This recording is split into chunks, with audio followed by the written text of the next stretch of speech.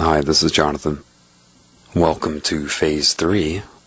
You know, nothing makes me happier than observing my role in expressing the intent of the creative spirit of everything and its love.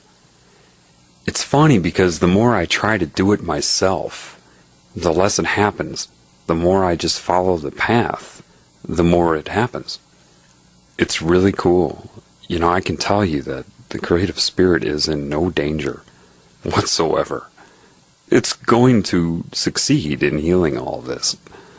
It's, the individual components that need to learn that, like myself. I myself, it's funny how, yes, I get a lot of the hate mail, of course, but I also get these people that message me like I'm a saint. I'm not a saint, man. I'm in therapy. I'm a student. I'm trying to reconnect to the Creator, I was screwed up for the first 33 years of my life, and I feel blessed to get the opportunity to go through this therapy, no matter how difficult it is, no matter how mind-blowing it is, and the changes in your reality. I wouldn't trade it. I wouldn't trade it. Just to know of the Spirit this way it just really, it's quite something. Just tonight, I just got home, and it was funny. I was going out and knowing that every time I go out, I usually run into somebody and something occurs. And tonight I was thinking, well, I know I'm going to run into somebody and teach them something. And whenever I have that attitude, like I'm going to go teach somebody something, it never seems to unfold. But when I let go and live, then it unfolds. Every time. It's like trying to be the one that helps creates resistance. Allowing yourself to be a participant in the creative spirit's creation works. That's when you get to help. When you're on behalf of everything at once and in love with it, then it's just so cool. But I just found myself going to Walmart. I thought maybe I'll just go look at things and look at subliminal messages on products and whatever, but nothing was really catching my eye, of course. Then I saw this girl, and we both walked out at the same time, and I'm thinking to myself, I saw her before. I saw a look in her face in that store. She worked there. I'm supposed to talk to her. Or my conscious mind was, I would like to talk to her. Because remember, you have your own individuality, you have your own conscious experience of life as well. And your conscious mind may have a different rationale to what you're doing than the larger intent, It's funny to watch that unfold. We were going out to her cars, and I just pulled up next to her, and I rolled down my window, and she rolled down her window. I said, hi. I think I'm supposed to talk to you. And she smiled, and I noticed right away she had that sparkle in her eyes. I could also see some pain. And the whole thing about her, she had that mysterious look. She was very attractive in her ways, so I knew, okay, I could sense her whole life and how that would bring good and bad, all at once. I just kind of could tell. And so I'm seeing that. Of course, I'm not saying all of that at once, but when you talk to people, you often have your own thoughts going, of course, at the same time. And that was probably just informing my conscious mind from the larger mind that knows both of us, because remember, we're both components to something larger. And so I started talking to her. How are you? Blah, blah, blah. And we just started talking. And so the conversation started. I said, so what are you doing tonight? And she said, oh, I'm going to go get drunk. I said, really? She said, oh, I had a nervous breakdown at work. Right then I knew, this is why I'm talking to her. I see. Okay, so I just, at this point, just kind of let it unfold. I said, well, I think we should talk. And she looked at me, and her eyes sparkled, so I knew right away that she could sense that. She said, oh, well, I have to get home to my daughter pretty soon. I said, oh, okay, well, I suppose we can just talk here then. And then eventually she told me she's married. And I said, what? She said, yeah. I said, interesting. She said, why? Well, you said you had to get home to your daughter. not to your husband. That was kind of weird. And she said, oh, well, I'm actually not liking him very much right now. We got into a fight, and then she kind of batted her eyes at me, like flirtatious. 2 years ago, I would have been like, ooh, naughty married woman. Of course, after my God-smacking a year and a half ago. Now it's like, oh, that's another reason I'm here to talk to her. Problem with the husband, problem at work, wanting to drink. I said, I look at you and I can see right now that you deviated early in life. You tried smoking marijuana early and all of these things, and her eyes made that look like, how do you know that? And smiling, that type of thing. I said, well, I don't have to guess, I just know, I can sense it. I said, but you know what else about you? She said, what? And I said, well, you're psychic. She said, yeah, I am. I said, I know. Now ask yourself, how do I know that? How do I know you're psychic? And she just looked at me and kind of smiled a little bit. It's a good question. How did I know that? Because honestly, my conscious mind was just pulling that out of nowhere. Almost like a guess. The conscious mind would have to look at it that way, but obviously I was right, because the larger consciousness knows that. I said, there's a sparkle in your eyes. There's a reason that you and I are talking. Look into my eyes. And I started to explain to her. I went through scalar reality real quick, like I talked about in The Healing Begins Now. And she understood it. And we started talking about her being psychic. I said, well, how are you psychic? And she said, well, I have dreams. I always dream about the next day. I know if something's going to happen, this and that, and all that. I said, okay. Do you know why? Do you know how that happens? She said, no. I said, okay, well, maybe it's you're not looking at time correctly. Think of it like if I took a long piece of string, and if I resided in that string, to get from one end of the string to the other end, I'd have to follow the path of the string, right? She said, yeah. If I took that string and bunched it up into a knot and put it in my hand, to get from one end to the other, you'd still have to follow the path of the string, right? She said, yeah. I said, but if I'm on the outside of that string, or a new scale up, because we had already talked about scalar reality, I said, well, I could intersect various points of that wad of string, couldn't I? Just through one little poke. Like, so if I took a pin and went, I could intersect various parts of time. She kind of smiled, because she started to understand that. I said, think of like ribbon candy. Now, if you're inside that ribbon candy, and that's your dimension of time, well, you'd have to follow the loop and loop and loop, I said, or you could take a pin or something, go right through the middle, and intersect various folds all at once. The same thing with the third dimension. We started talking about the illusion part of it. I said, no big deal. That's just kind of like how your cells are experiencing life in your body. She said, okay. She was following. And I said, let me kind of explain why I'm here talking to you right now. And I reminded her of scalar reality. Every cell in your body sees itself as I, and you utilize the consciousness of every cell in your body to see yourself as I. You also infuse every cell in your body. So I said, who is every cell in your body? It's you, right? She said, yeah. I said, you're psychic and some things may start to be opening up to you right around now. She said, yeah. I said, it's funny. Some people think they're dreaming up the whole reality, like nothing's real. How could everything be coordinating like this? How could that possibly be? I must be dreaming everybody up. And I laughed and I said, what if one of my cells thought it was dreaming me up? Can you imagine that? Even you, the listener right now, imagine if one of your cells in your body says, they're dreaming you up. Everything seems to coordinate around them. Assistance they need, they tend to get. What if they started thinking they were dreaming you up?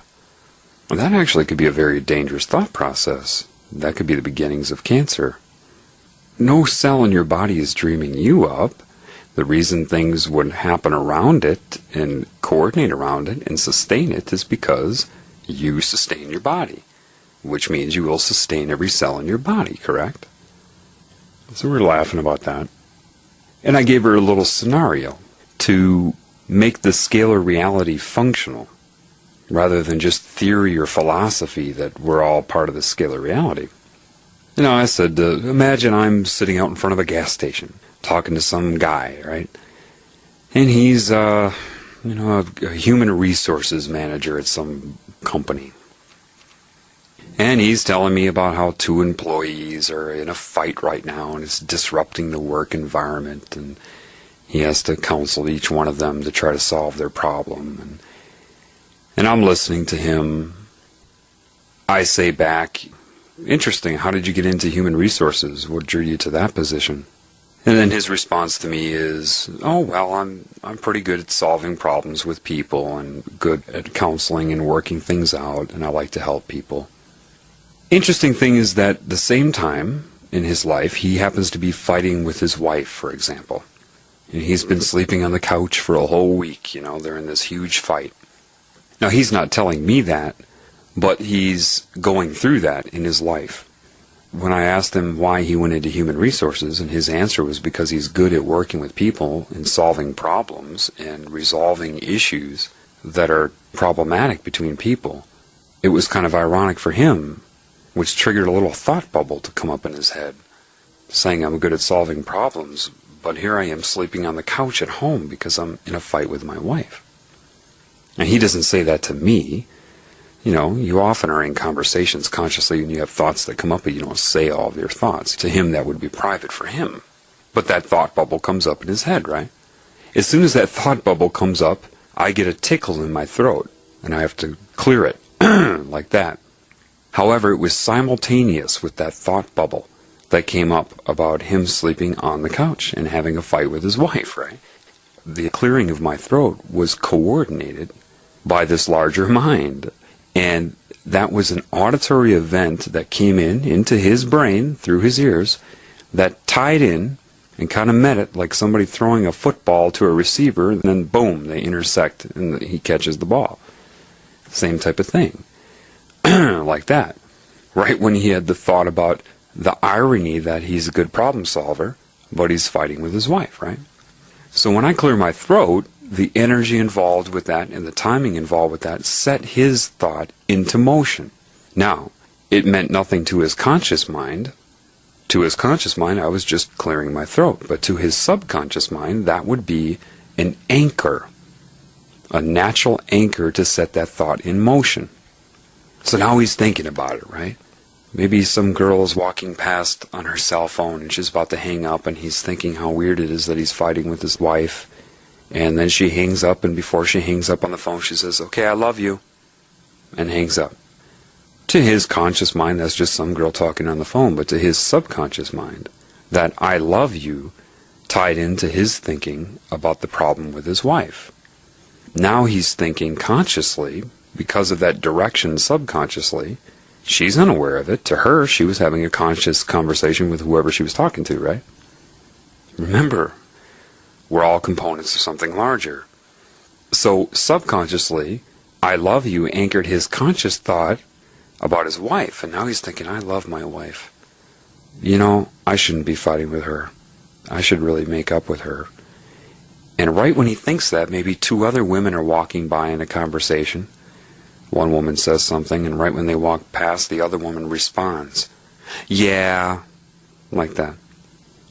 In the way she says it, the way her conscious mind says that, "yeah," and the timing in which she says, "yeah," anchored his conclusion.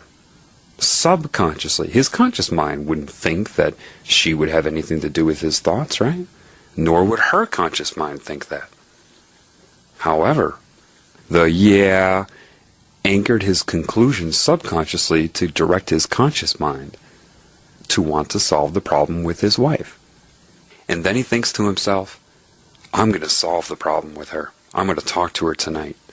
And maybe while that was happening, some other guy I know comes out of the gas station. He's got this big piece of pizza or something. And I look at him and go, "Oh, there you go." Like that. Now, in my conscious mind, that's what I chose to say. I could say a lot of things. "Oh, you hungry? Ooh, that looks good," whatever. But I said, "Oh, there you go." I thought I wanted to say, "There you go." And consciously, I felt I was saying it to the guy because of his huge piece of pizza. He laughs and goes, "Yeah, yeah." But right when I said, "There you go," it anchored subconsciously his conclusion to solve the problem with his wife and talk to her that night. And then maybe he has another thought. It's still going, yep, repair this. I'm going to talk to her. And then he thinks about that again. Perhaps somebody's driving on the street and they feel a need to honk their horn at a car or something right in that moment. Honk! Right when he says, yeah, I'm going to fix the problem with my wife. And then he thinks maybe of a memory of when they were in love. Pops up in his mind. And right when that pops up, maybe a bird flies by and goes, caw! Like that. And I'm giving her this example, which is much more effective in person because she can look into my eyes, and by this time she was starting to get my energy. What was happening now is the Spirit was speaking through me and knew exactly how to say it to her. And so she was starting to light up. What was happening is it was raising her spirit a little bit. And I looked at her and she understood all of this. It made sense to her in the way that I said it in that moment. I said, you sustain your whole body, right?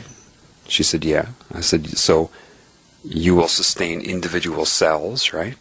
She said, yeah. So by sustaining individual cells, you sustain yourself, right? She said, yeah.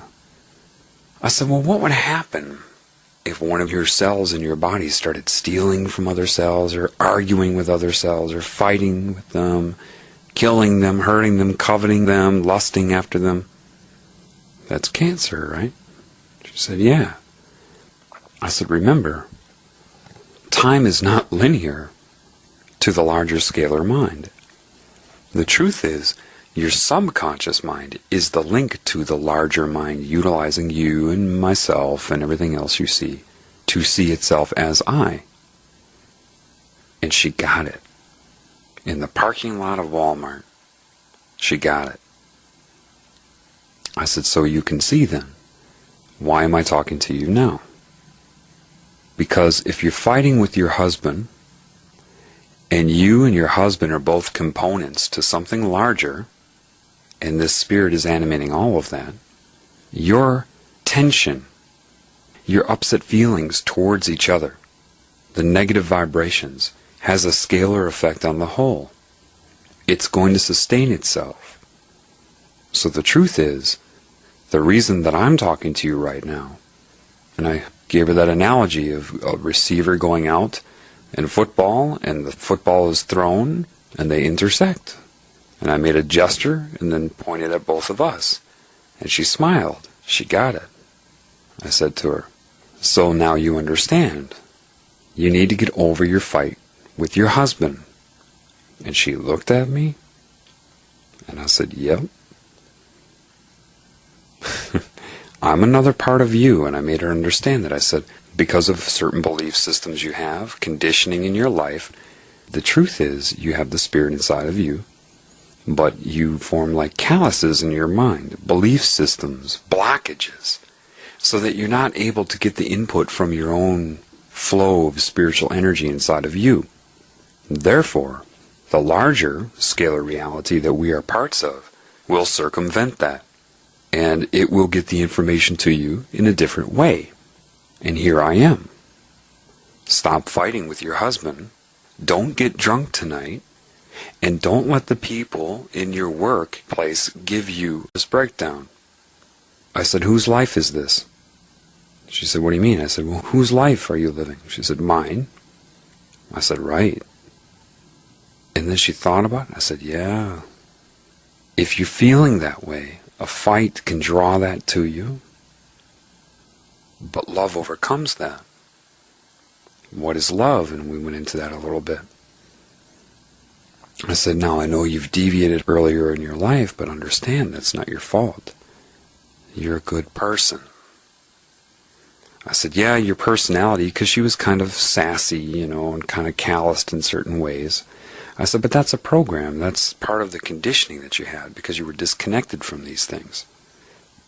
That can change in an instant. Your belief that you should be bitchy here and not there, and have this belief about people, that all can change in an instant. She got it. This is why I like to talk to people in person, to be led to talk to people in person. You just can't quite do it on the internet. It's not the same as a fluid, alive interaction. You know, you look at me, I'm possessed by how many entities? Some would call them demons. Could the demons screw with my mind during that? Maybe 2 years ago. But see, if my intentions are good, meaning if my intention is out of the appreciation and love for the creative spirit of everything, and I understand the maintenance and its intent, the demon can't interfere with that. It knows that. It can't. Because love is too powerful. When I see the sparkle in her eyes, because she was getting it. She was getting it, and this was not a very long conversation. It was so psychic. When we started talking about her psychic ability, I said, well, there are different types of psychic. You understand how I explained the guy in front of the gas station in that conversation, right? She said, yeah. I said, okay.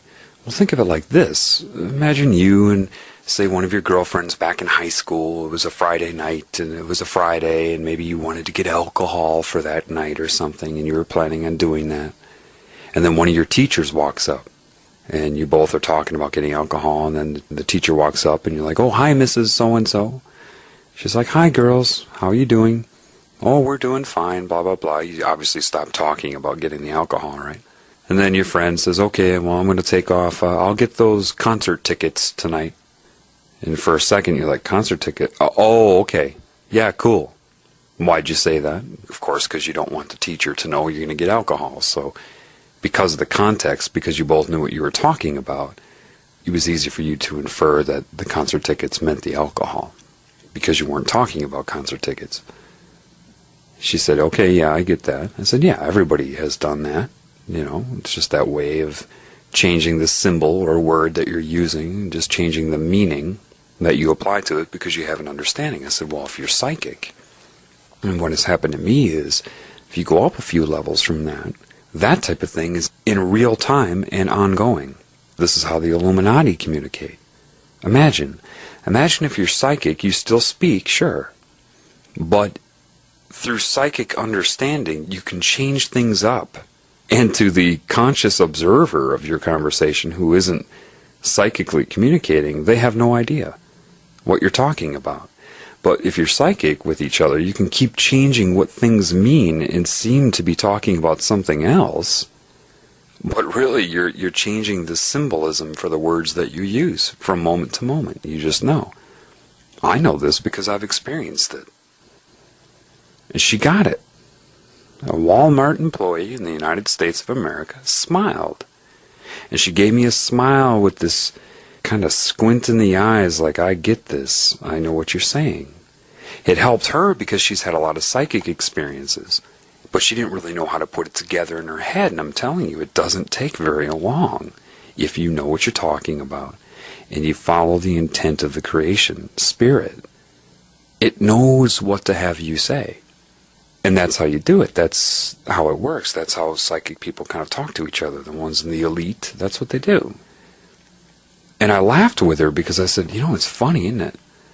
She said, what do you mean? I said, well, humans go around calling themselves superior. And they're the only animal on this planet that isn't utilizing this. And there are some people that are so simple-minded that if you opened up their mind to this, they'd freak out.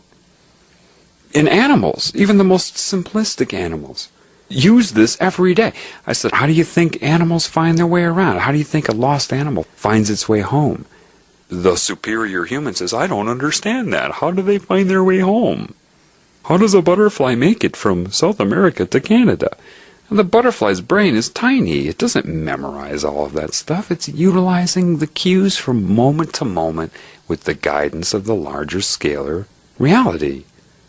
And it's funny because humans can be traumatized by opening up to this at first. It's almost hilarious because what popped into my head was like, I don't know why this popped into my head, but this old movie called Amazon Women from the Moon, and you just have to see it to know what it is. But there's a scene with William Shatner where he's on the lunar base, and there's all these lights, and they're beeping and flashing, right? And he's trying to talk to whoever's on the communicator with him, and yes, and things are going okay. here on the moon, but I gotta tell you, these lights are just beeping and flashing and beeping and flashing and beeping and flashing. It's driving me crazy. And it's kind of like that, because people that aren't aware of this, when they open up to it, all these anchors are being given to them in direct response to their thoughts. Everywhere you go, people are like touching their nose. You know, you look around, they're grabbing their earlobe, all these little signs, they're clearing their throat in response to your thoughts. You know, that type of thing. Next thing you know, everybody around you's doing that in response to you. And it's funny, but you gotta go through it.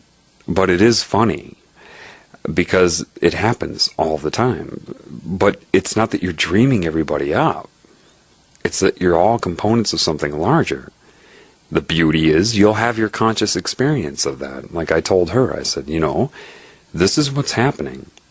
I was guided to you to make you understand certain things in your life. You're psychic. I was to guide you on how to understand that a little bit. That your fight right now is unimportant and needs to be resolved. That your nervous breakdown's over. I said, when was your nervous breakdown? She said, well, today at work. I said, well, that's already in the past. She looked at me. I said, well, why are you upset now? Well, because people were so mean to me. Were? Yeah. Yeah, but it's only right now.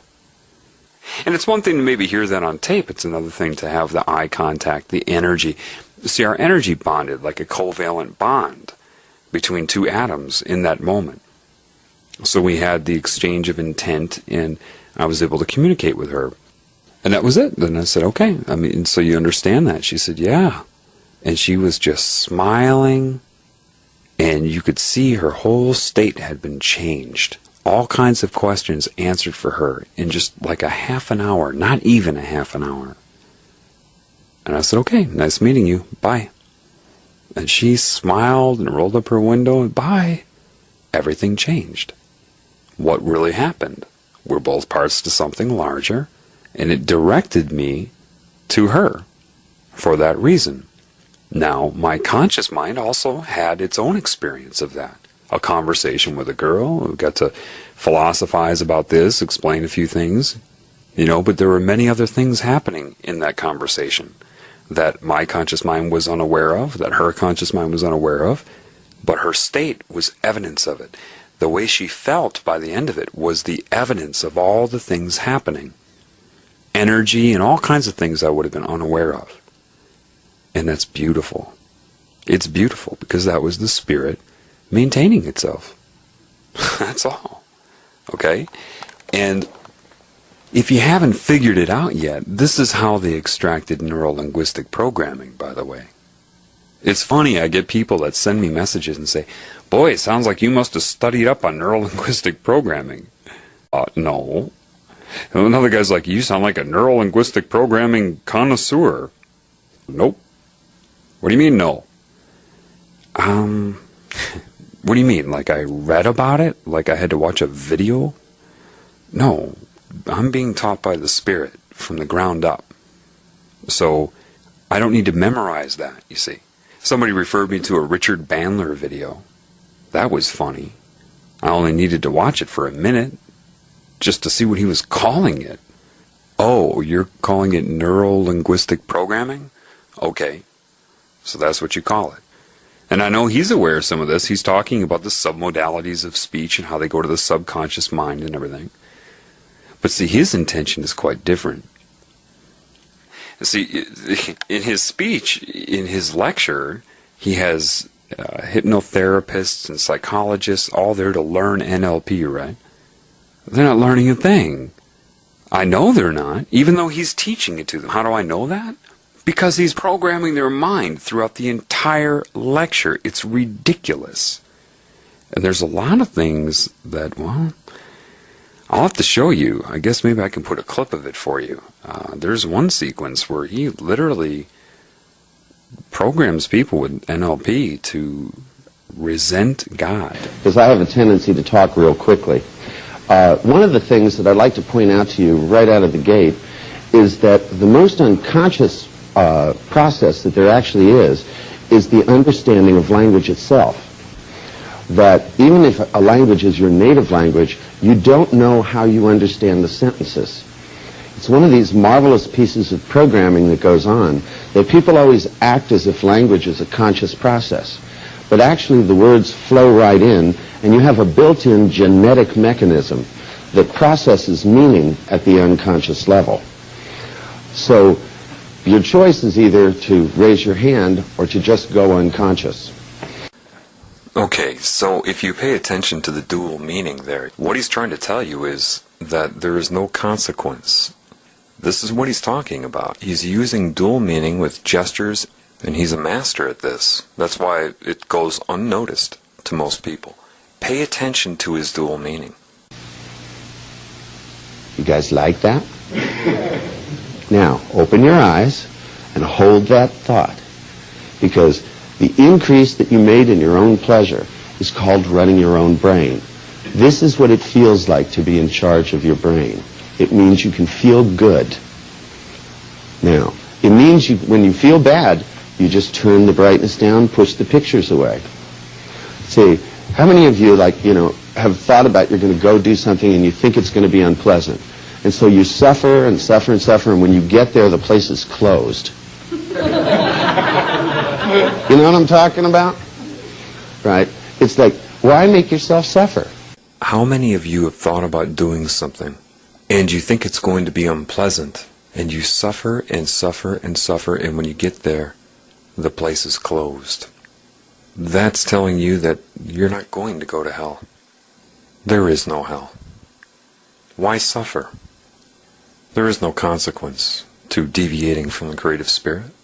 You suffer and you suffer and you get there and the place is closed. There are things in your subconscious mind that you're unaware of.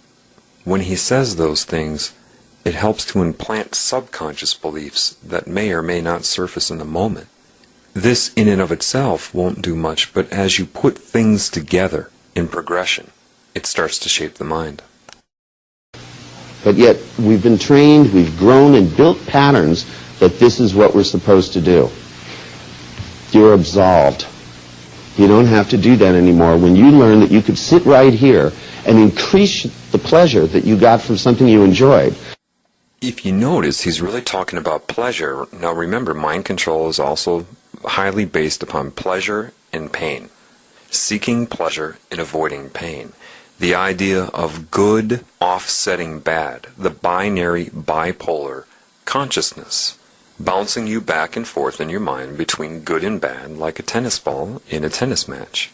So he's really trying to install the idea of good and bad, and consequences for doing anything good, and that bad would have the pleasure involved with it. Do you understand?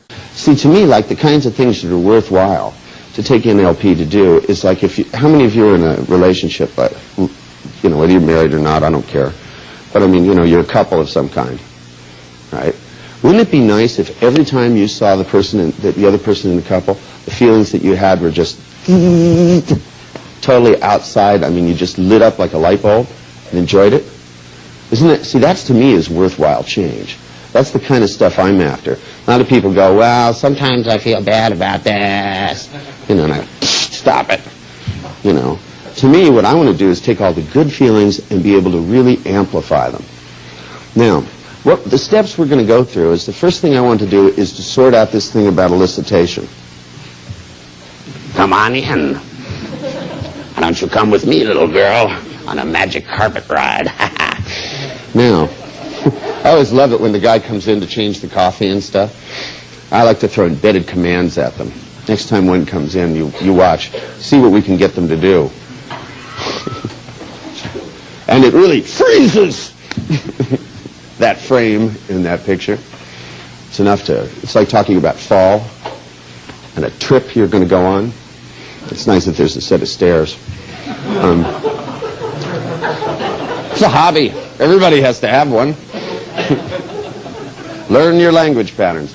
Now, what I want you to do is, and you guys didn't burn bees when you were little kids, and you don't enjoy spraying ants? Mm-hmm. You guys aren't the ones going to horror films? He follows up and reinforces it. And you guys didn't burn bees when you were kids? And enjoy spraying ants? Enjoy. You see how he sets it up with pleasure first, and now he talks about the enjoyment of killing. Talking about that fall and that trip you're going to go on to hell. It's nice that there's a set of stairs. People are laughing because they're just trying to be social in the class. They have no idea what he's doing to their subconscious mind. You aren't the ones going to horror films.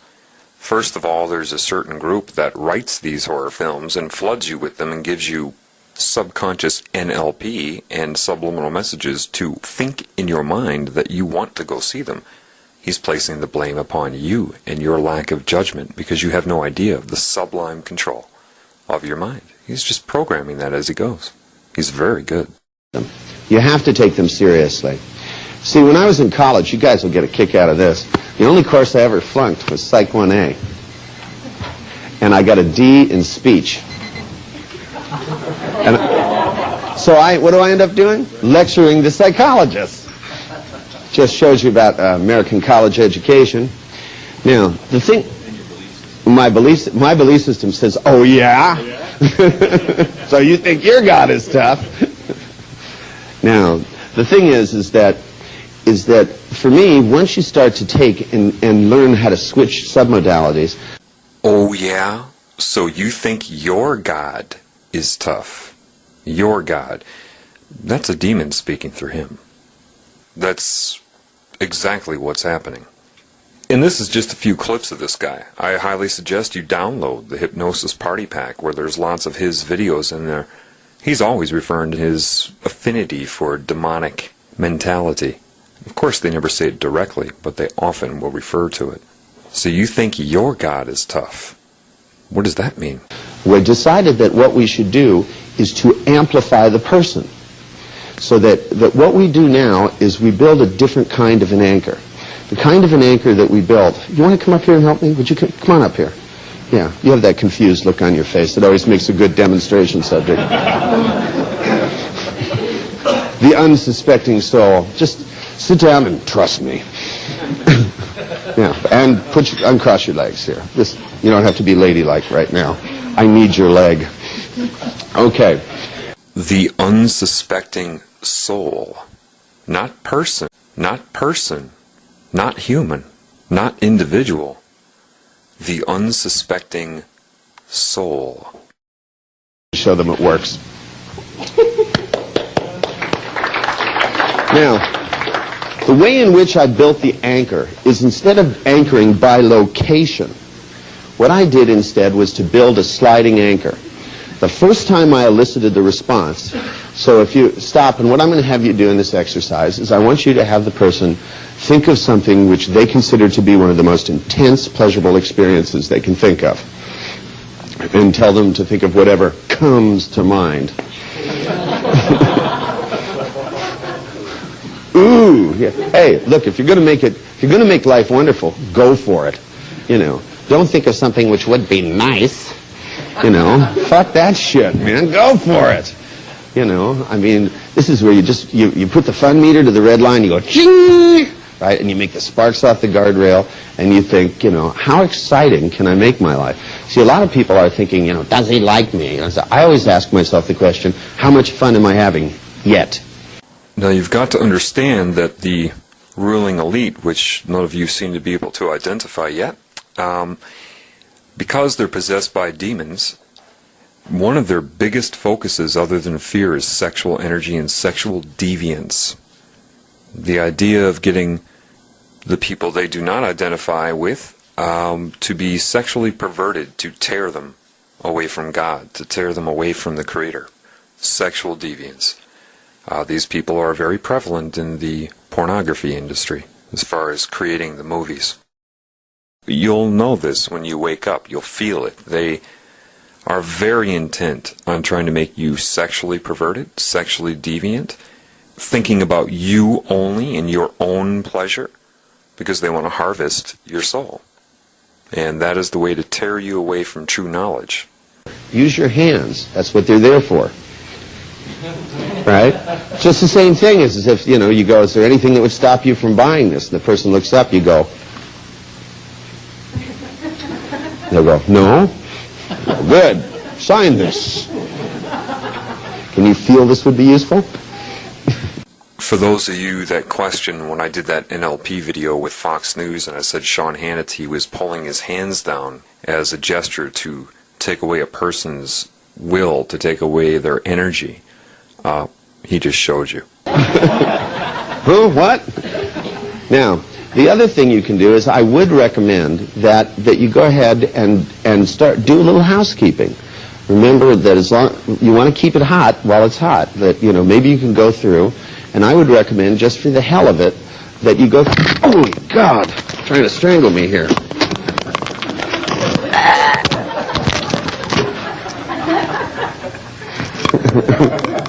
Never mind.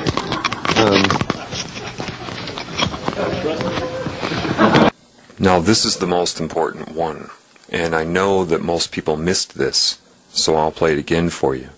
The dual meaning in this is very specific as he has built up to it. I only showed you a few clips from this whole thing. He's building up to programming people's minds to deviate from the creative spirit. Here he's saying, keep it hot. Pay attention to the secondary sentences that are being said. Imagine a whole sentence and then taking out key words of that sentence to formulate a new sentence on top of the sentences that it's pulled from. Like if you're at an amusement park and they have the floating ducks where you're going to turn the ducks over to see what number you get for your prize, and you have this constant stream of ducks. Now imagine taking out every fifth duck, and each of those ducks creates a different stream of ducks. It's kind of how he is using key words. Keep it hot, just for the hell of it. Why people don't know this is because they're just not connected to the Spirit. The Spirit will show you this, and I knew it immediately, and most people miss it. He has his little microphone transceiver there. He purposely, in coordination with what he was already saying about keeping it hot and for the hell of it, if you watch closely, and I'll show you again, he knocks it off himself so that he can say, oh God, you're trying to strangle me here. You want to keep it hot while it's hot, that, you know, maybe you can go through, and I would recommend, just for the hell of it, that you go, oh my God, trying to strangle me here. For the hell of it, that you go, oh my God, for the hell of it, that you go, oh my God, for the hell of it, that you go, oh my God, through, and I would recommend, just for the hell of it, that you go, oh my God, trying to strangle me here. Now that is loaded. To begin to program your mind with sexual feelings and thoughts, like he brought up cum and sex and all of these things, just for the hell of it, keep it hot, then God is trying to strangle you. Well, it serves many purposes. On one level, it makes you resent God. God's trying to strangle you, as if that's what the Spirit really does. Two, if you're part of a group who has created religion, then it serves the purpose to create this binary conflict in the mind, to bring rise to deviant thoughts like that, and then use their version of a God, which is the wrathful, punishing, put you back into this cycle on earth for your sins type of God. The truth is, what he really did there is he was playing God and the devil, and playing it with their minds. He was playing with their minds as the devil and God, because the demons play both sides to keep you in line. And they program your mind, like I've been telling you, with deviance, and then scare you because you think those thoughts are yours. It helps determine where you go after you die. He set that whole thing up. He had that all planned out. Watch him. He purposely knocks that transceiver off of the chair so he could say that, so he could lead it up to that. That is a good example of how they're programming your mind, which is just another reason why you need to learn this language.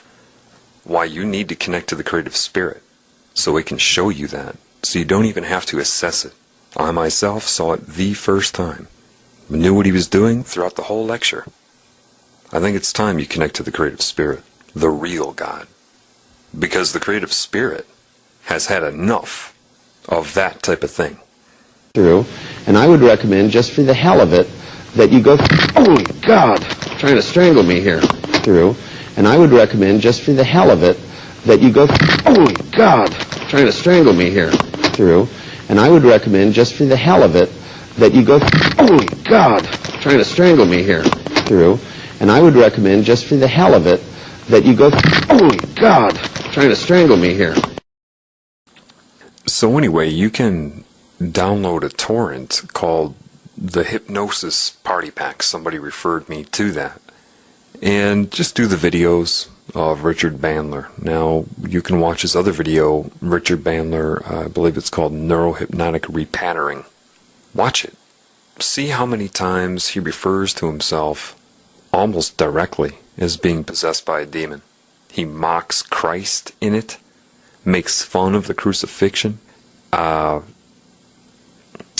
Listen, if you are somebody who's starting to wake up, and you've noticed that, perhaps you've noticed more synchronicity in your life, then you're going to get the hang of all of this relatively quick. So, the language of life, what I'm trying to show you in terms of the psychic interpretation of dual meaning, and everything I'm telling you about, the larger scalar mind always communicating through you and through people and through life, is very important for you to learn. It will make something like reverse speech analysis completely obsolete. So much more will be revealed to you this way. That I can promise. And I guarantee you, I promise you, Richard Bandler is completely aware of it. And Richard Bandler is completely aware of it. And he uses it psychically. I guarantee you he is psychic. He even talks about elicitation. They use that word in the spy trade. Elicitation is the term applied to the subtle extraction of information during an apparently normal and innocent conversation. Because these people know. They know what you reveal this way. The larger mind, the entities that they're in tune with, will try to guide them about people. A lot of the touching of the nose and grabbing of the ear, they call these things thought tags or thought labels.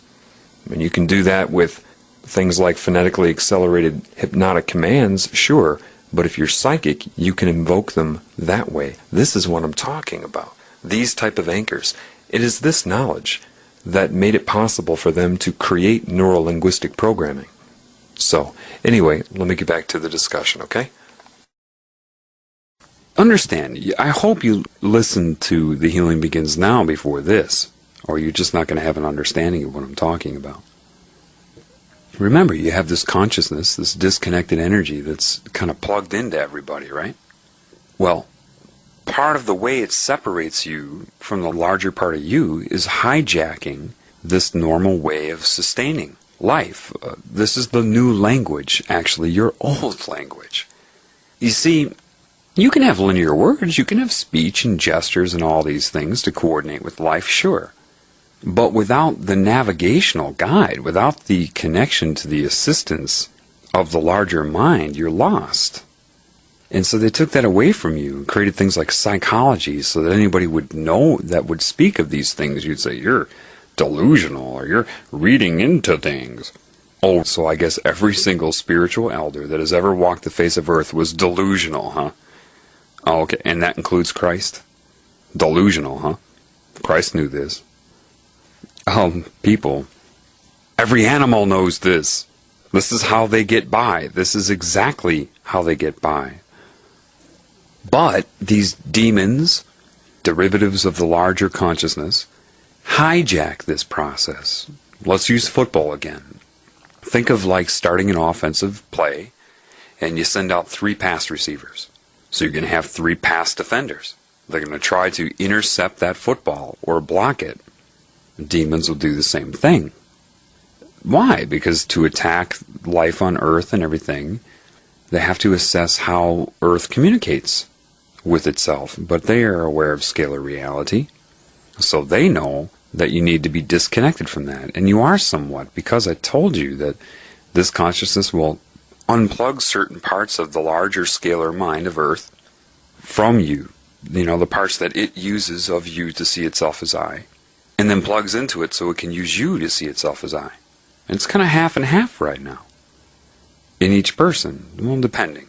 Under the bell-shaped curve, the averages, it's half and half.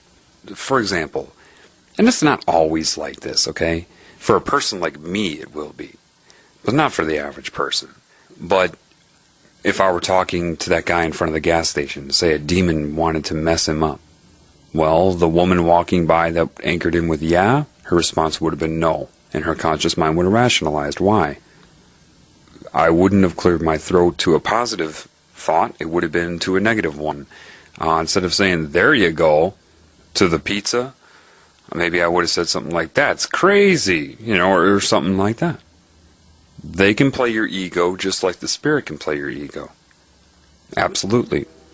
But what did I tell you? I told you, when you have the love in your heart and the intention of love for everything you see, demons can't touch that.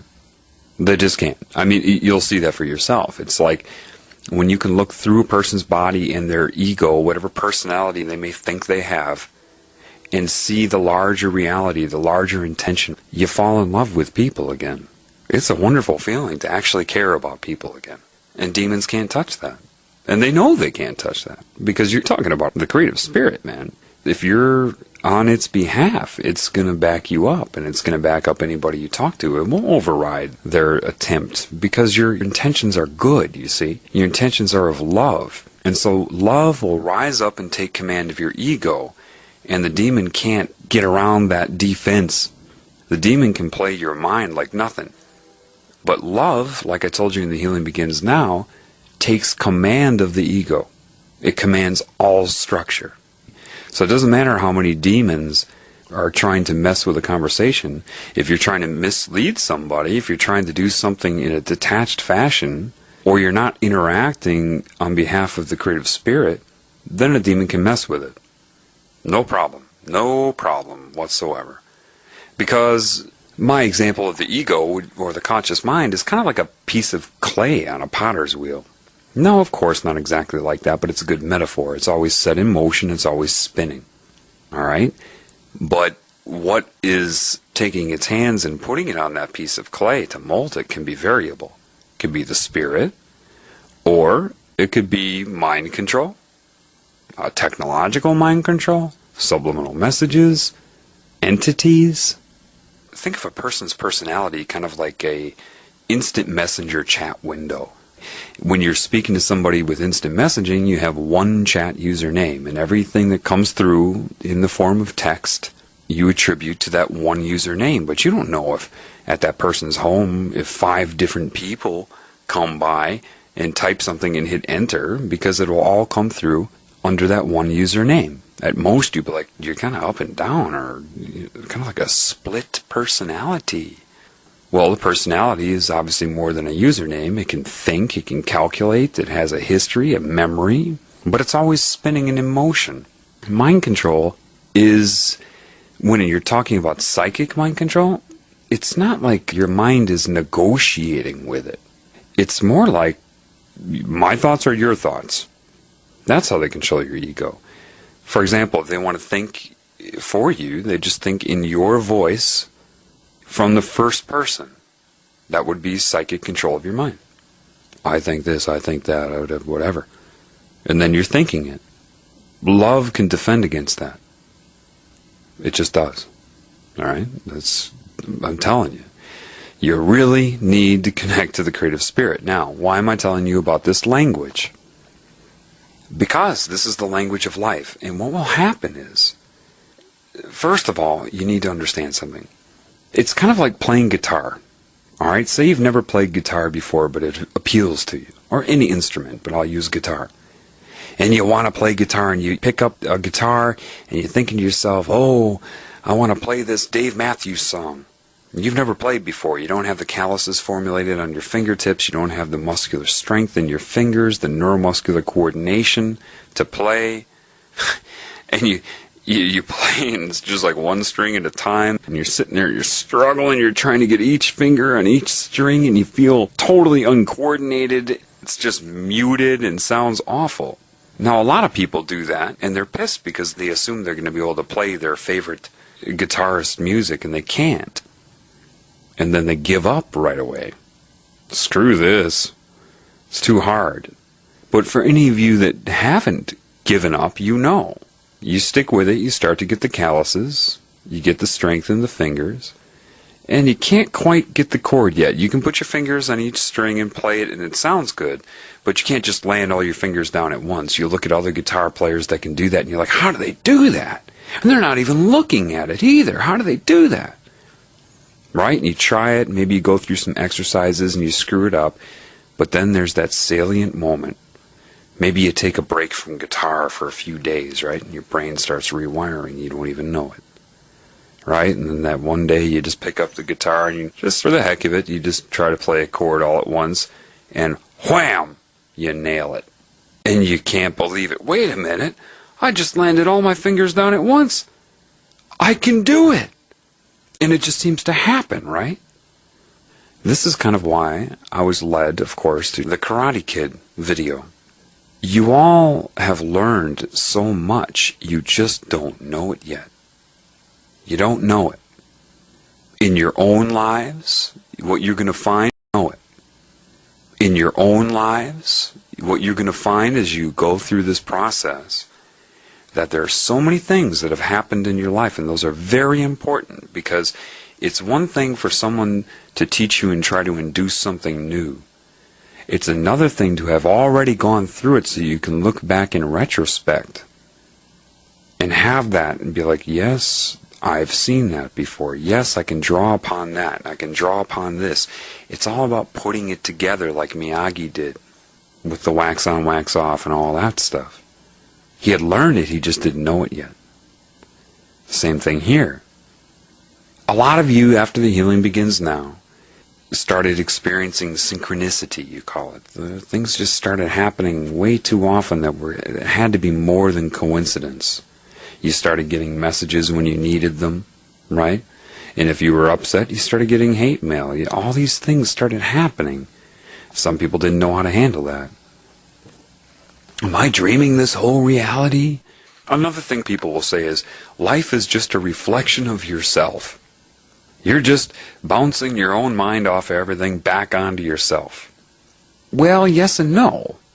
In a situation like tonight, where I was led to that girl, that wouldn't have been me bouncing my thoughts onto myself off of life. That was the larger mind speaking directly to me and to her. The larger scale of reality. People think that they're reflecting their thoughts off of life back onto themselves because it synchronizes itself around them. But that is how it sustains itself. Do you understand that? Just like you sustain every part of your body. Yes, it can handle all of you at once.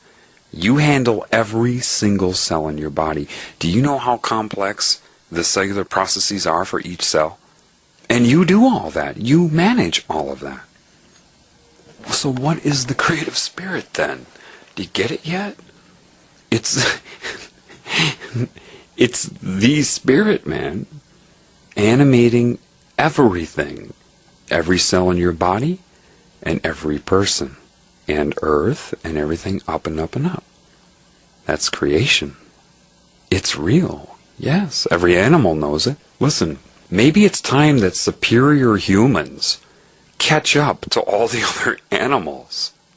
I understand there's this negative cancerous consciousness. Now, I already told you that if your intentions are of love, it will override it. Okay? The more pure your thoughts are as far as the intent, following the flow of the creative force, moving with it, the more things will be positive. But why do I tell you to get out into nature? Why is that a big one? Well, you've got to understand something. Animals have not been hit with fluoride, aspartame, indoctrination into rigid religious belief systems. They're not hit with television, subliminal messages in magazines. They didn't get vaccinated. They have a more active connection to the creative spirit, especially the vegetarian animals. The predators are kind of in between. But the vegetarian ones, they're of the spirit. So when you get out into nature, there's so much life out there. See, humans are like the cancerous tissue. So you're all connected to this cancerous consciousness in one way or another. You just are, okay? Otherwise, I mean, look how many people there are. It's like a tumor. If you want to see how Earth sees humans on its time scale, because remember, your life is very short to the Earth. You know, you look at an atom and it's vibrating too fast for you to even be able to observe. You look at a galaxy with dark energy around it, which is like the scalar larger analog to an atom, and it's motionless to you. It stands still to you. And your life, time moves just right, doesn't it? So Earth is on a different time scale than you for its own conscious awareness. So the way Earth would look at you, imagine taking one picture of the demographics of people on Earth every 5 years since the beginning of mankind, and using each picture as one frame in a 30 frame per second video. That would be 150 years per second. And watch that video of the spread of mankind. That's how Earth sees you. It's like a cancerous infection. Kind of. It's like scarlet fever. What's scarlet fever? Well, you have a certain type of bacteria called Streptococcus pyogenes, and it's normal flora inside of you. But sometimes if your bacterial flora goes out of balance, or other things that happen that decrease its competition for nutrients, it can overgrow, it can flourish, it can become infective, because now it's out competing everything and it's growing too much. And then you get strep throat. You don't always have to contract strep throat from somebody else. It's in you already. But it's not that bacteria that gives you scarlet fever. So how do you get scarlet fever? Well, that's when a virus infects the bacteria. And when a virus infects the bacteria, they call it a phage. All right, that's the name for a virus that infects a bacteria. And what happens? The virus inserts its DNA, and then the enzymes in the bacteria read that DNA, and it transcribes a new genetic sequence, which is spliced into the bacteria's DNA, into its genetic code, and inserted into the bacteria's genetic code. And this new gene sequence transcribes a protein toxin, a poison that affects you. It's no longer the same strain of bacteria. What do you think they've been doing with you over time? You hear about this, right? Even in religion, the corruption of DNA. Well, how do you think they did that? Other than viruses. A virus isn't alive, people. It's non-metabolizing. And look at it. I mean, either it's single-stranded or double-stranded RNA or DNA, and it just happens to have the perfect vector for infection, a protein capsid that just bonds to the cell receptor, and then it penetrates and injects its genetic material. And it's like a program, because a virus can't hurt you by itself. It can't reproduce by itself. It's not alive. Your enzymes have to read it and create what it tells you to create. If they don't do that, it can't hurt you. It's nanotechnology. See, a microbiology student would be like, well, our professor says that viruses come from the rainforest often because it has a similar temperature to a human's body temperature. Yeah, okay. Come on, people, it's technology, all right? There's no reason for a virus to exist in nature. Think about it. What are the odds of that? That you'd have the correct codons to be a viable fragment of DNA or RNA, and a delivery vector, protein capsid around it? Come on. And look at HIV. With AIDS, you get in your immune system. It'd be good to talk about the immune system right now, because that kind of goes along with what's going on Earth. For your white blood cells, anyway, you have a system. You have different types of white blood cells. you've got your polymorphonucleosides. Most of you don't care about this, but in case there's those physiology students out there that need to hear the technical stuff, because I'm talking about the spirit, and I won't be qualified to you unless I know what you know.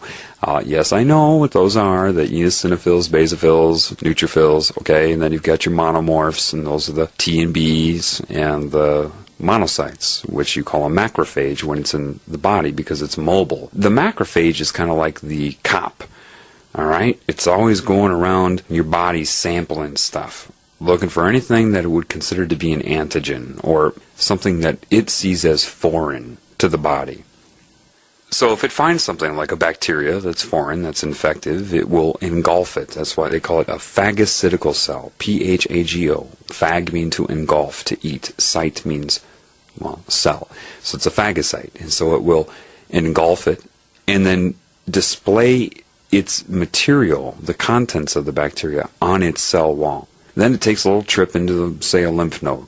There you have many white blood cells already there that, in fact, you're born with, I guess, up to like 500,000. In fact, you're born with, I guess, up to like 500,000 different types of combinations already there to handle infections. Like you're already pre-programmed to fight off up to 500,000 different potential infecting agents, right? But it's very generic, so if something new comes into your body, what happens is this macrophage will go in there and say, hey, look what I got. Of course, no, it's not speaking English, all right? I'm just being metaphorical. It goes in there and says, look, anybody here know what this is? Anybody, can you handle it? And it's not just what scientists tell you. It's not just show and tell. All right, this happens in different dimensions as well. Do you know your body communicates not only in the third dimension? You have many different types of communication, many different paths of communication, not just hormonal, not just neurological. Consciousness, and that consciousness is not limited to the third dimension, nor is the immune system. But anyway, so eventually maybe this macrophage encounters a white blood cell that says, hey, wait, I kind of have something that can deal with that. That's pretty similar to how I'm made. Here, just give me a moment. Let me change a few things up. They call this genetic recombination. So it changes its genetic sequencing a little bit so that it can effectively go after the infection. Once it's done, and once it's changed itself to be correct, and so that it can handle it, and it divides and puts clones of itself dormant. They call those memory cells, and that's your immunity, in case that pathogen comes back to the body again. So you don't have to go through this whole process. But when it's identified and says, okay, I'm the one to take care of it, then it will turn on a receptor on its cell wall, and all the other ones will turn their receptors off. And this is a receptor to a substance called interleukin-2. Inter means between, leukin means white blood cell. It's a hormone secreted by your helper cells.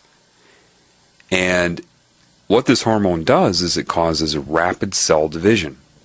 They divide fast. I mean, your lymph nodes will literally become packed wall to wall with white blood cells.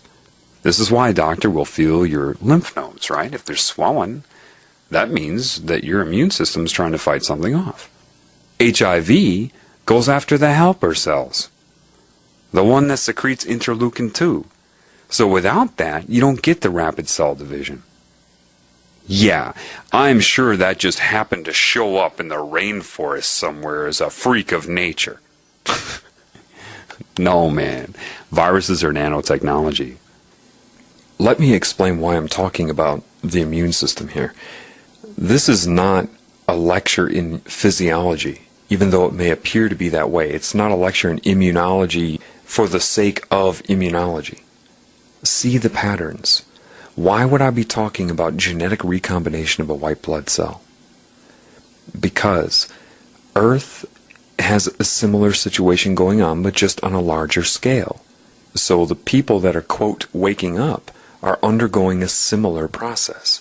The spirit can change your genetic code through resonance. Your spirit can do that.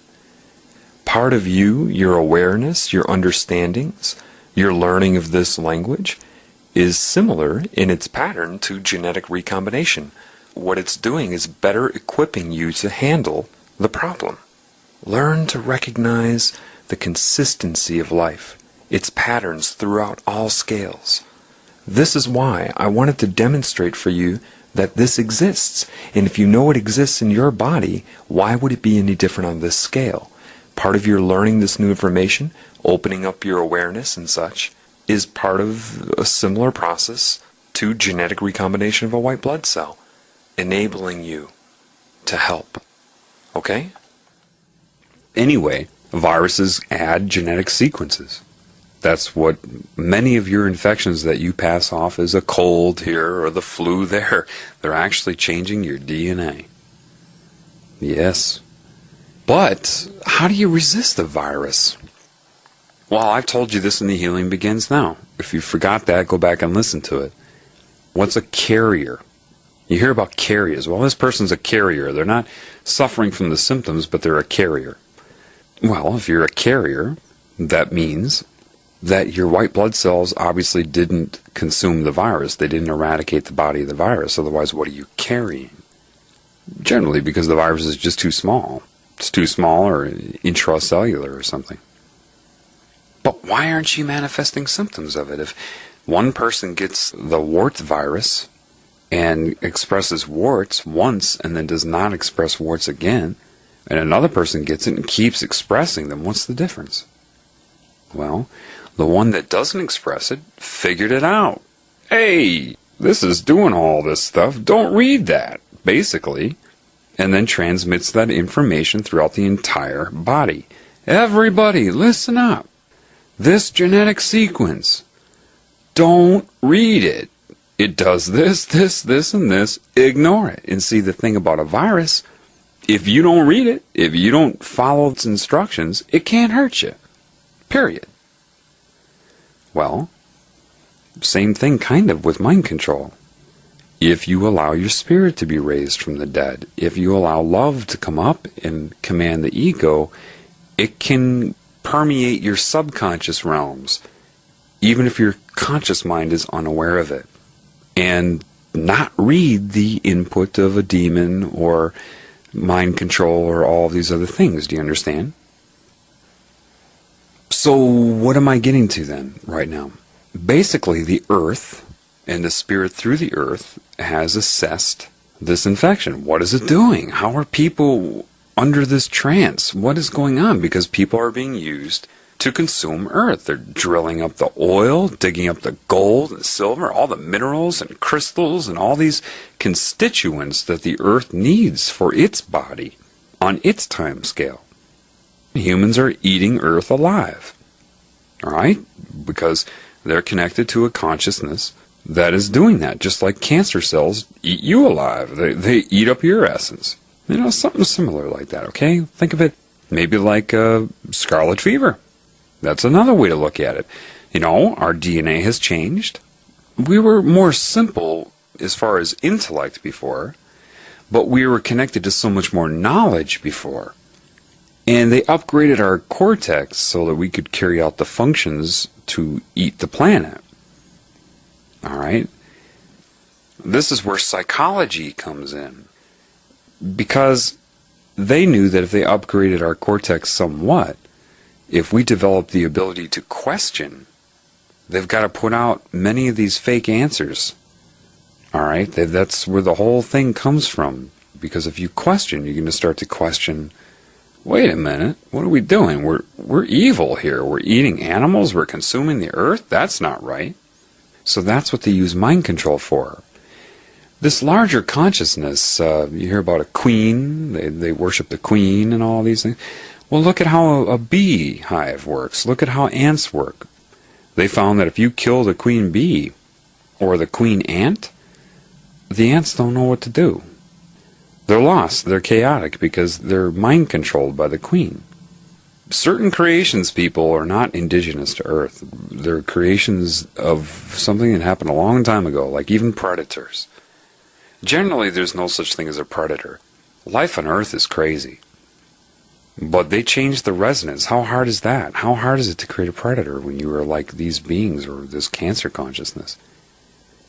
You got to understand that DNA is not the same thing as the genetic code. DNA is like a piano keyboard. The genetic code is whatever you're playing on that piano keyboard at any given time. To create a saber-toothed tiger, to create these early predators, they just either infected them with viruses directly, changed their vibration, changed their resonance to create new traits and instincts. But I know that's not normal. How do I know that? Well, remember I told you that you'll have things that happened in your life that you can draw upon in retrospect to verify what you're going through right now, to guide you to the truth. About 4 years ago, I remember I was sitting there reading. And my cat was waiting by the door. His tail swinging back and forth, and he's just waiting there. He was waiting there for like an hour, excited about something, but very still. I didn't really know what he was doing, and I just kept reading. And all of a sudden I heard this pounce, and this squeak, squeak, squeak, squeak, and I'm like, oh my God, it's a mouse. He got a mouse. So I quickly got up and I walked over there and I squatted down, and he had his paw on this poor little mouse. This mouse was on his back and his legs were just kicking, and he was squeaking and scared to death. And suddenly I just felt the fear in the mouse and this tremendous sympathy for that mouse. And I also loved my cat, and I knew that that was his, quote, genetic program. That was his, quote, instinct. I loved my cat. It wasn't his fault. Heck, I even got him toys that mimicked mice. He was following his genetic program. But in that moment, I loved my cat. I wasn't blaming him, even though that mouse would call my cat more evil than a human would call a demon. Because cats don't just kill you. They play with you. Would a mouse not call a cat the most evil thing ever? This poor little mouse is on his back, and Cosmo's got his paw on that mouse. And in that moment, suddenly the intention, looking back, I know now. I just experienced it then, now I understand. My love, and the love of the larger scalar spirit, came through. I loved my cat, and I loved that mouse. And I gently started petting my cat. I didn't restrain him, I didn't yell at him, I didn't hold him back, I didn't make him do anything. I just expressed my intention. Just the intention. It wasn't like I was trying to radiate energy at him. It just was what it was. And he picked up on it. I loved the mouse and I loved my cat. And then by himself, he took his paw off of the mouse. On his own. I didn't make him do it. And then that mouse turned over and slowly walked away right in front of him. And I was so proud of him. It was the love that was able to override and command the ego of my cat. It wasn't my mind commanding his mind. It was the love and intention of the spirit. It changed his DNA. In that moment, he was not a predator. He decided to let that mouse go. So what is a predator then? Other than a perversion of DNA. You weren't around for the original history, the original flora and fauna of planet Earth. They created the food chain on purpose, a long time ago, and with ease. So easy you have no idea the complexity of this consciousness. But love can turn a predator into a non-predator, meaning if love creates everything and there's a disconnection here, it is the disconnection that is the problem, not any being that is disconnected. And if love can make a cat let go of a mouse, something it wants so bad, right? Its mind, its instinct. Oh, they don't want anything more than that. He took his own paw off. I didn't make him. Why? Why would that work? Why was it pure love? Because I wasn't yelling at him, and I wasn't making him feel guilty either. I didn't make him feel like a lesser creature for doing that to the mouse. I caught it, and love says, move on. I'm not going to hold you in guilt. Just understand. I love you too, and I'm not going to punish you or anything. I want you to understand right now. If I were to yell at him, that would have just exacerbated his predator instinct. If I tried to restrain him, that would have, with a bipolar mind, the mind mechanism, would have just activated him as a predator by making him feel guilty so he backlashes against it, right? It's like going up to an alcoholic and yelling at him for being an alcoholic. What are they going to do? Probably go to the store and buy a six-pack because you exacerbated the addiction. So I know that love can override these things, and I know that if that happened, then everything you think is not. Predator? I don't think so. I think things are going to change. And one thing I sense from the creative spirit is confidence. I mean, it's confident. It's not here to judge anything. It's here to fix it. If you get an injury in your body, you allocate more of your spiritual essence to that injury in that moment. Now, to those cells, it could seem like a real long time. Different scalar time reality. And you're thinking, well, how could God let this happen? Well, understand something. Imagine being the creative spirit. It's just you, right? You're all alone and you know it. Let's pretend there's a starting point. You know you're all there is. You're the largest of the large. You're not sitting there thinking you're going to meet somebody else. If you are, then you're not what I'm talking about. We'll have to go up on the scale. I'm talking about the creative spirit, right? And you have all this love, and that's your catalyst for creation. The fact that you're alone and you have love. Makes sense, right? If you're all alone, you want companionship. And if you're going to create, and this obviously is more than dissociation, this is divine creation we're talking about. And if you're going to do that, you're not going to make puppets that you control their every move. Why? Well, because you're doing it because you want life around you, companionship around you. You need it to be genuine. You're not going to get company or companionship by putting on a puppet show for yourself. Especially if you know you're doing it, you know? So you have to have free will, or a mind. And you can create beings that can go from one body to another body, to one world to another world, and have layers like that, sure. And you enjoy it because it's interesting to see how they perceive your creations, what they do with it, how they express it, and that's part of the enjoyment. And so you have to have free will for that, for your own needs, and it just works out that way. And it's all intertwined anyway in the scalar reality. But with free will, hey, you can ride your bike and fall off and skin your knee and bang it up. And the skin cells could be like, how could God let this happen, you awful God?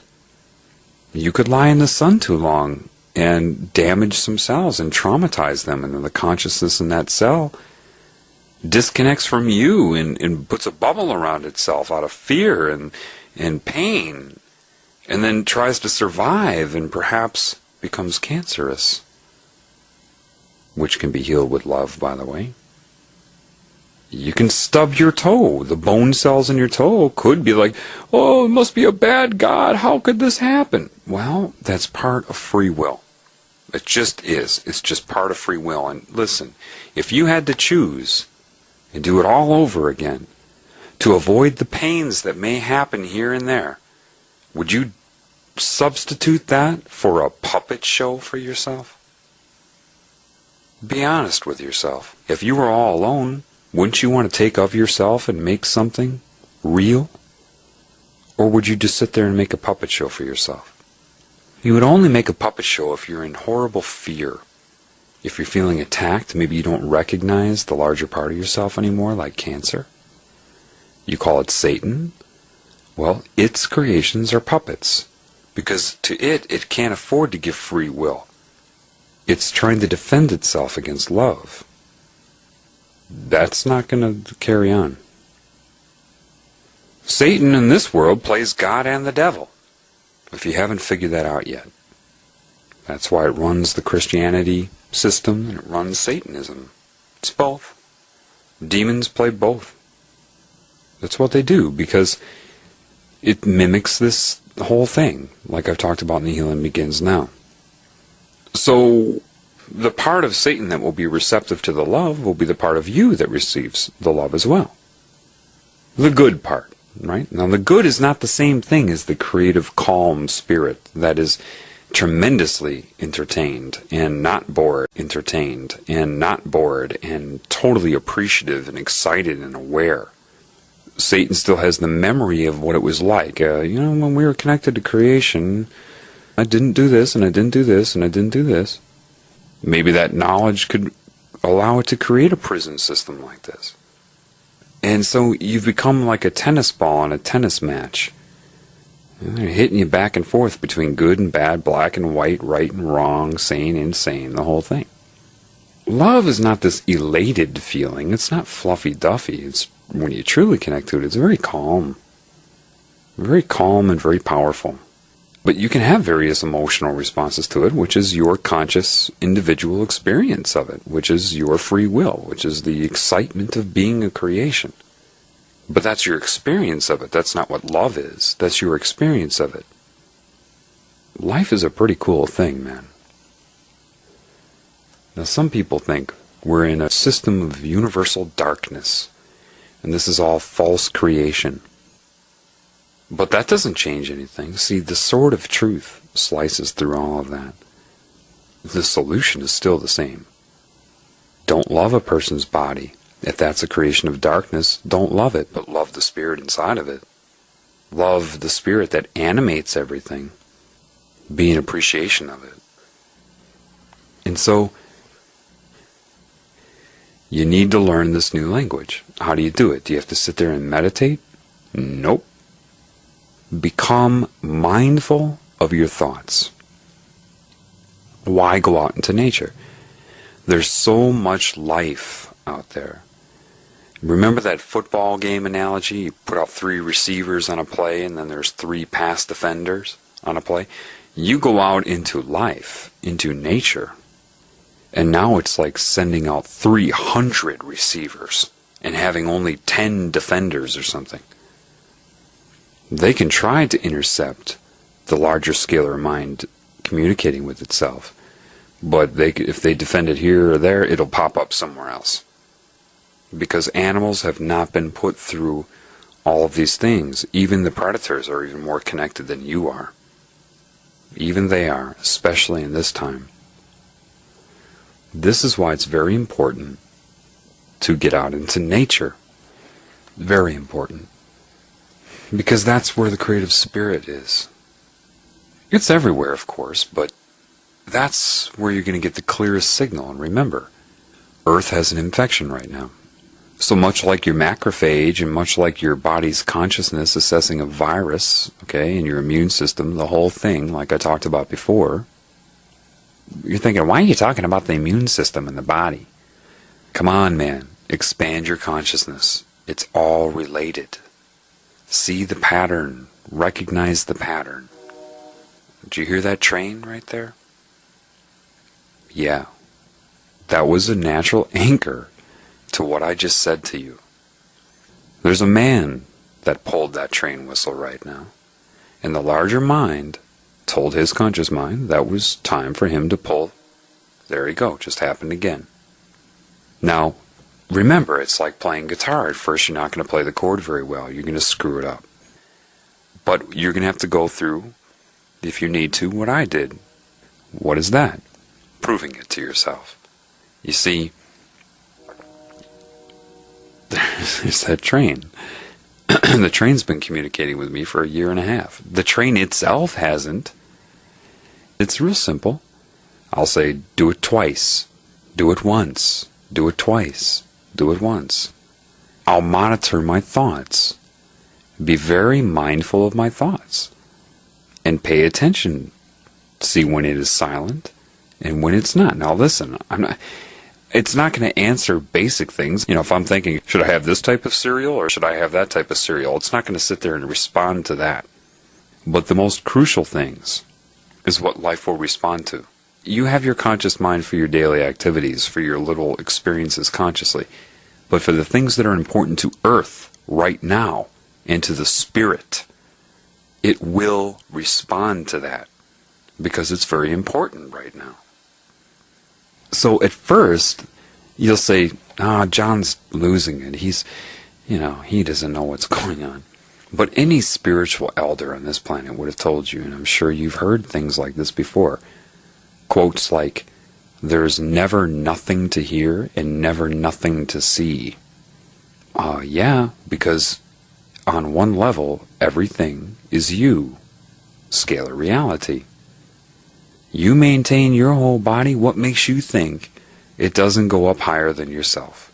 It's your beliefs that have limited you from noticing that.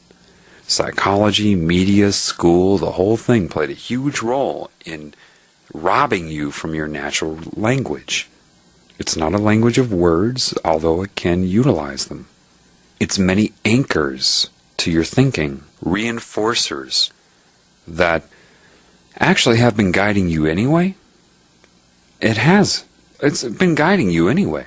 That type of stuff has been guiding you from your subconscious mind and kind of guiding your conscious thinking. But you've had so many other things.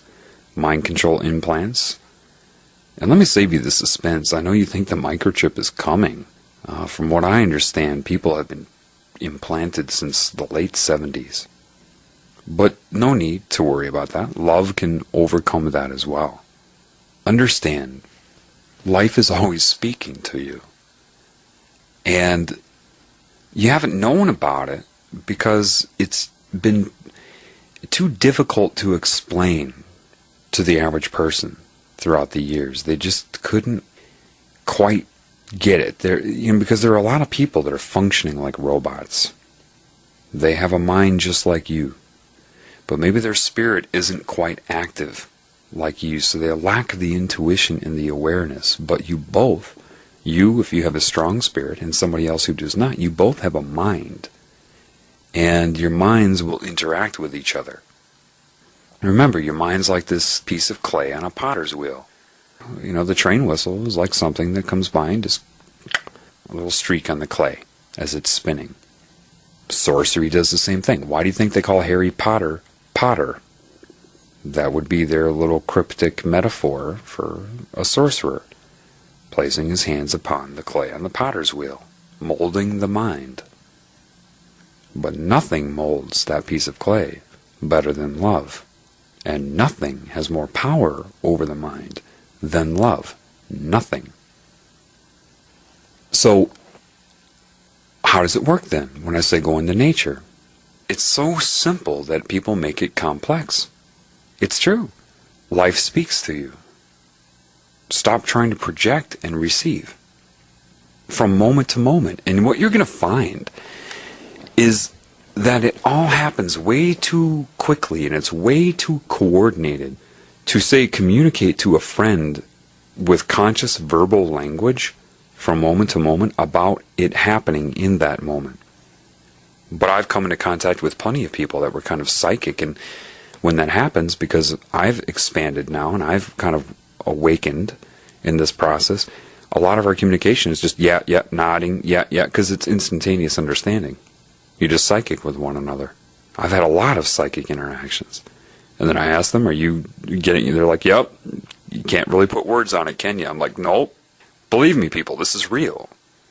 But it's not like some new upgrade. This is how you used to be. This is just normal. This is how every animal is. That's why I get a kick out of humans thinking they're the superior being. They're the only ones that don't know this, that can't take advantage of it because they've been disconnected. So you rely upon the mind's calculation and perception. And because you're not consciously aware of the communication from the larger scalar reality, you're not aware of the corruption or the neuro-linguistic programming. People may try to teach that. You can have somebody use that in practice, but they'll do it differently. Maybe they'll work with belief systems. So they'll say a few things in sequence to give rise or potentially give rise to a certain type of thought bubble, and then predict that and then anchor it, trying to mimic what normally occurs. Now, when a demon's doing it through a person, they're psychic, so they're not so much predicting as they are reading your mind and anchoring it that way. That's how they work, man. you've got to understand, if you sit there and focus on demons, then you're going to bring that to you. Some of us that are part of this wake up, we got to deal with it. Okay? I've got one connected to me that's constantly communicating with me, infusing into my perception psychically. It's not as hard as you think. You see, what is psychic communication? Like if other entities want to put something into my head?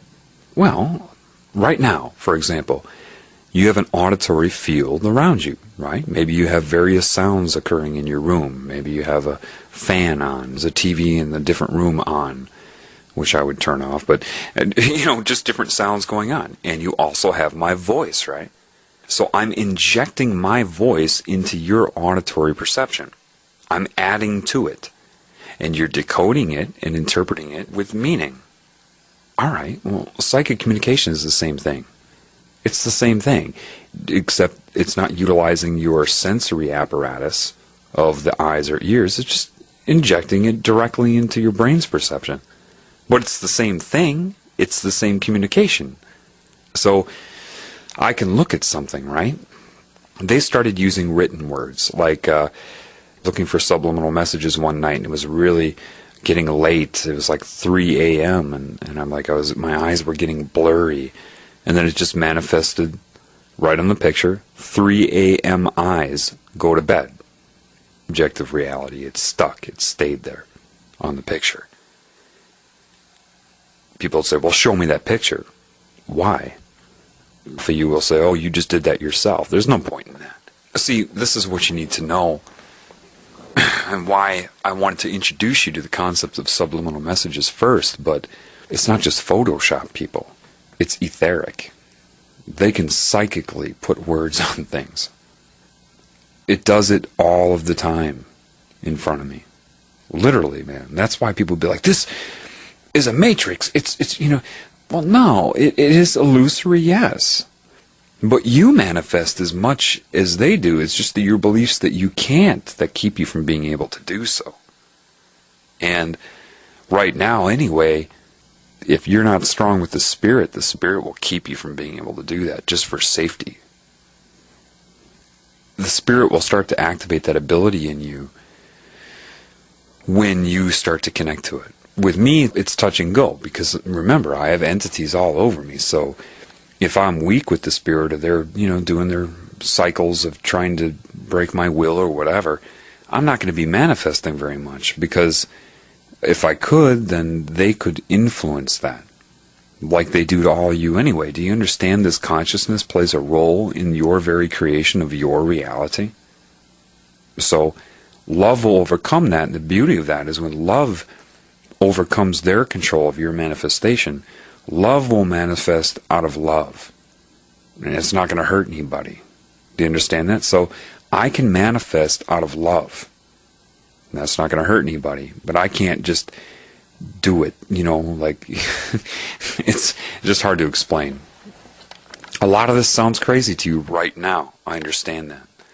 A few years from now, it'll be a different story. Psychic communication is like the Jedi mind trick, except you don't speak it out loud. For example, if they want to put a thought in my head, they do it thinking of my voice. How hard is that? They just imagine my voice, and from the first person, I want to have cereal right now. So they'll think in my voice, in my head, I want to have cereal right now. Of course, their thoughts that they put in my head are much more sinister. But that's how you do it. You see, once you start to get a grip on that, once you start to learn to play that guitar, you start to recognize it. You start to say, okay, all right, so I'm still alive here, and I'm still me. You start to realize if I'm not thinking in terms of love and the Spirit, then people tend to torment me. Like I said in The Healing Begins Now, like anybody can be an agent. Yeah. They can start speaking to your negative ego, to push buttons, to try to attack skeletons in your closet, right? Connecting to the Spirit is very liberating, because one of the first few things it will show you is that it can read everything in your mind.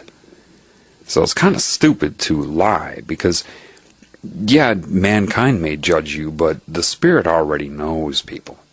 It already knows. You'll see when you go through you'll know why Christ would say something like, "Forgive them, they know not what they do." Because he knew these things, all right, that their minds were being controlled. Even back then, yes. What do you think that whole thing was about? You can't do this without the Spirit. You can't. And that's what Christ would have been talking about as well when he said either you're going to build your house on a rock, which is love of the Spirit, the creative Spirit, or sand on the beach. It can be washed away. If you try to open up your psyche, like I'm telling you, and you're not basing it upon a desire to connect to the Spirit, then it can really mess with you. Because it would be so variable. Next thing you know, your own family members are taunting you. It's all dual meaning. Remember I told you about the scenario of two students getting alcohol, right? And then I said if you're psychic, you can change the meaning as you go. Next thing you know, everybody around you is coughing and clearing their throat and reaching up, touching their nose in response to your thoughts. And if you don't know how to control your mind, and you start thinking about negative things or consequences or this is going to happen, that's going to happen, then any entity attached to them, if you're trying to wake up, will anchor the negative things. If you're unaware of that, you'll attribute it to maybe it's your own father or maybe it's a friend and you're going to get mad at the friend. Well, hold on a minute. You seriously need to understand something. It's not your friend's fault, and their conscious mind is probably unaware of it. The way to learn this quickly is to assume they can read your mind, that everybody you talk to can read your mind. And be mindful of your thoughts. Constantly be aware of what you're thinking, and look at how they act. What nonverbal gestures are they making? Are those anchors? Reinforcers? Look for dual meaning in what they say. That's why psychology tells you anybody who does that's crazy or obsessive. Yeah, because they don't want you to get a feel for your own language. I'm telling you, that's how it is. It's dual meaning. You may have a conscious conversation going, but what about the dual meaning? I look at the guy with the pizza. There you go. But it was really speaking to the thoughts of the other guy. But that can happen in conscious conversation, a dialogue between two people without other people around. You can say something that would contextually apply to the conversation, but it can also apply to your thoughts if you're aware of your own thoughts. I don't know, some spiritual people call this a rite of passage because you can't be irresponsible with this. And I was kind of, mixed about letting people know this. Because I know they're going to be, you see, who are the people that are vulnerable? The irony would be the psychology students or the intellectual debate-minded people. If they open up to this, it'll rock them. But maybe some of that's good. I had to go through that. You see, I'm telling you this because I myself, I had nobody holding my hand, and I still don't. I don't have anybody that can tell me or guide me, really, consciously through this, other than the Spirit. The creative Spirit does it. It does a wonderful job in its way. But no person is holding my hand through this. What I'm doing for you is kind of holding your hand through it. I'm telling you what to expect and how it works. And I had to go through all this. I didn't look it up somewhere. I'm not regurgitating this stuff to you. This is my learned understanding with a strong foundation from the ground up. Through the experiences, the ups and downs, the trials and errors of it. I'm not a simple-minded person. When I tell you that these things are happening, it didn't happen once or twice, and I'm like, oh, this is what it is, and then I come to you with it. No, I've been going through this understanding for over a year. Over a year before I came out with this for you now. To make sure that I understood it as much as I could before I told anybody about it. This is like the Earth's normal response to an infection. And it has to get the word out. The truth then, if you haven't figured it out yet, is that I'm you. See, in your mind, You have blockages to your own spirit, certain scars and shame and guilt and belief systems. It's not that your spirit isn't there, you're not allowing it to influence your mind. You're just not doing it, you're not allowing it. So, it's not going to give up, it's going to come to you through a different route. It's going to circumvent that and come at you from a different direction. So, you're hearing it from me now. I am you telling you what you will not receive from your own spirit inside of you. I am you telling you what you are not getting from yourself. And that sounds weird until you start to see for yourself. Philosophy is one thing. Functionality is another thing. The Healing Begins Now was putting the idea out there for you, philosophically, theoretically. Now, we're going to make it functional. Why is this important? Because, much like you spread the information of whatever the pathology is of your own body during a state of disease, the earth is doing now, and the spirit is doing all of that. So, why do you need to know this language? First of all, on the internet, it's mostly disinformation. Now, I know what's happening, but I'm not going to tell you, because that's giving you a fish. Life can tell you. You can ask these crucial questions. Who is running the world? Who is really doing this? Is this theory right? Is this wrong? A bird will tell you. A dog will bark in response to it. Listen, you think I'm kidding now, I know. Or that I'm somehow delusional, right? You never heard the word delusional until it was forced down your throat. Does that mean that delusions don't exist? No. They do exist. Delusions are only if you have usually with trauma, where there's strong emotional energy attached to an experience, a thought, a fear, a concept. And it's so strong, the emotion, that your mind keeps that thought in motion, that bubbles up at the surface there. And it's so traumatic to you, or so emotionally activating, that it's always up there. And so as you go throughout your day, day by day, and experience different things, and that thought's there, you start to attach it to those different things. And your brain will actually undergo what's called neuroplasticity, or it will rewire to accommodate that thought. Now you're just on autopilot. See, entities can do the same thing. Mind control can do the same thing. They can give you a true hallucination, or show you something true. But if it's traumatic to you, you will rewire your brain, and now they just got you on autopilot. They don't even have to do that anymore. You do it for yourself. So they can create a delusion. Mind control agents are experts at creating delusions. What's going on the internet? It's like that movie Naked Gun 2.5, where Leslie Nielsen was the umpire in that game, in the baseball game, and he was trying to keep that third out from happening, and there were already 2 outs, and the batter hit a pop-up, and the catcher was going to catch it. He didn't want that third out to happen. So he grabbed all those baseballs and threw them up in the air all at once, and now the catcher couldn't find the original ball. There was so many in the air that he didn't know which one to catch. That's what they're doing on the internet. Do you think the people that run the world don't know that that's your primary medium that you're using to try to spread the information? As if they wouldn't know that? You think they're not going to come on there as the average Joe? Some agent doesn't know how to make a YouTube account? They come on there looking like the average Joe, telling you what you need to know? What am I supposed to do? Pick apart each disinformation agent? Oh my God, there's so many of them. That's useless. That would be going backwards. And the spirit, that's what it's saying. That is the wrong way to go about it. Rather, teach them how to find the truth. See, the benefit of knowing this language and communicating with life again is that people can't lie to you. You'll know what I mean. Once you're able to land your fingers down on that chord, you'll know what I mean. Can't lie to you. And life will confirm it.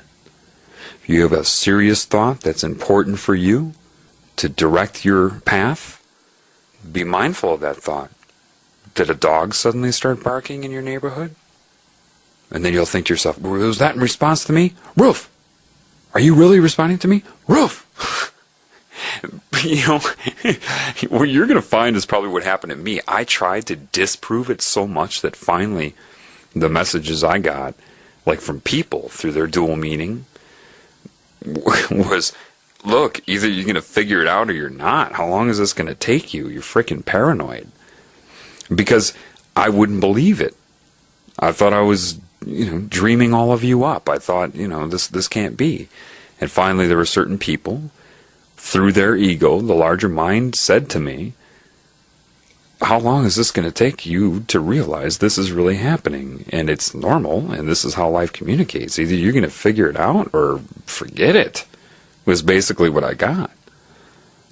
I'm like, all right. So I went with it. I mean, I'm serious, man. You can talk to animals.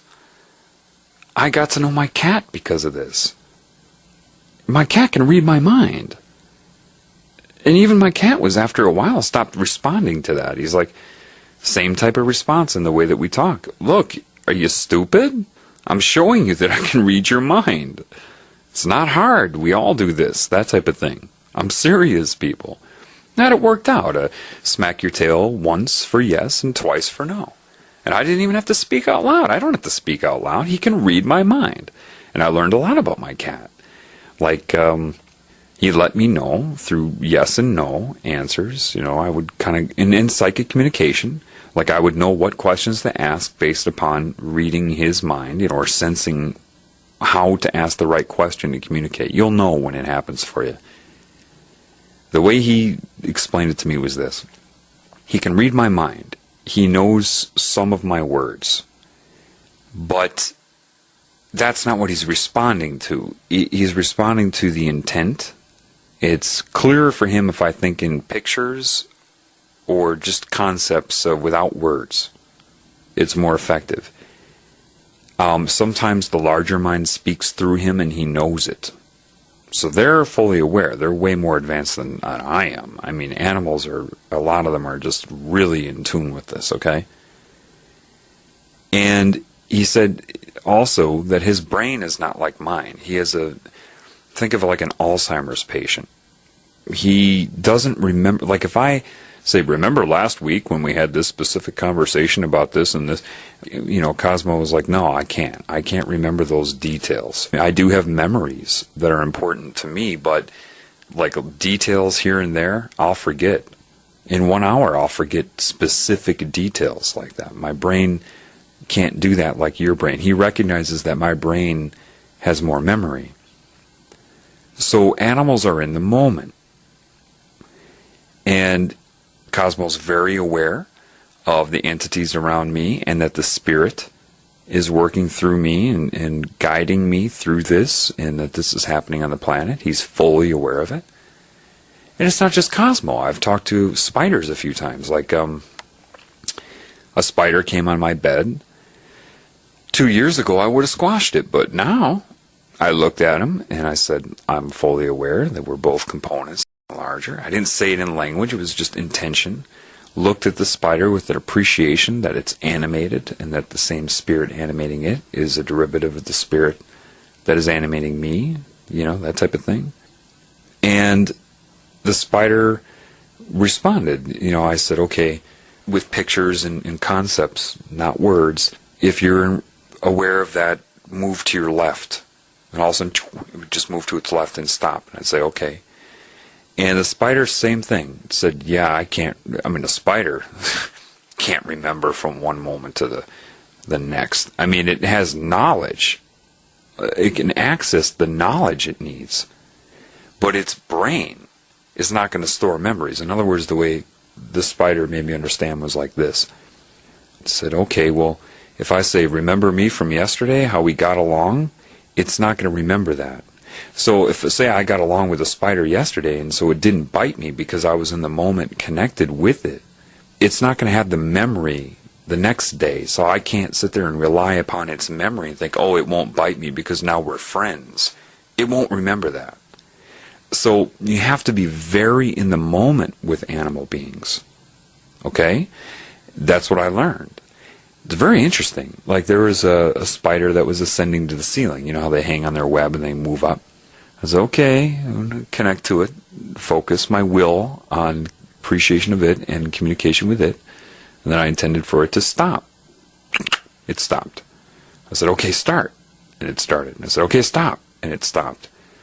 And then I let it go. I'm not going to sit there and make it jump through hoops. I mean, it would finally be like, fuck you. You know, I mean, I'm showing you.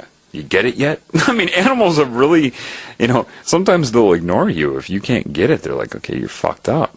See, because humans are fucked up to animals. Because you don't know this. This is what I'm trying to tell you. This is why in the Healing Begins Now, when I say that a deer can mean different things doing the same action, well, yeah.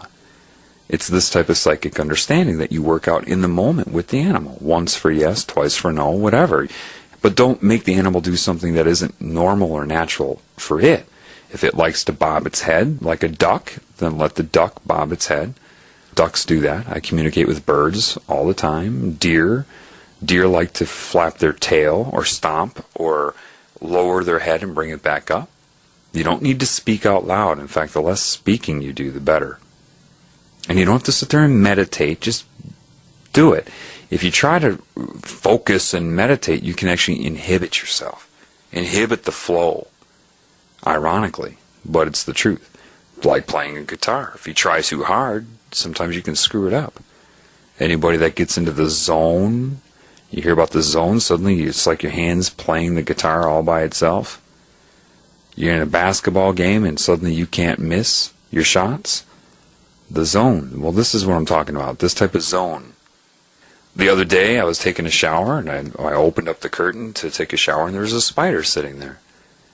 Like I said, 2 years ago I would have squashed it. Now I just calmly was patient. I intended through pictures that water is going to be coming out. I didn't want him to get hurt or killed, so he has to get out of the bathtub. Then I waited. I was patient for him to sense my energy and all of that. And then finally he just got up and went right in front of me and went to a wall right in front of me. But it was just, you know, a little, the outside of the bathtub, and stopped there. And I said, that's fine, as long as he was out of the bathtub. And then I went in and took a shower. Animals will respond to you. Can a spider tell you what's going on in the world? Yes, because of scalar reality.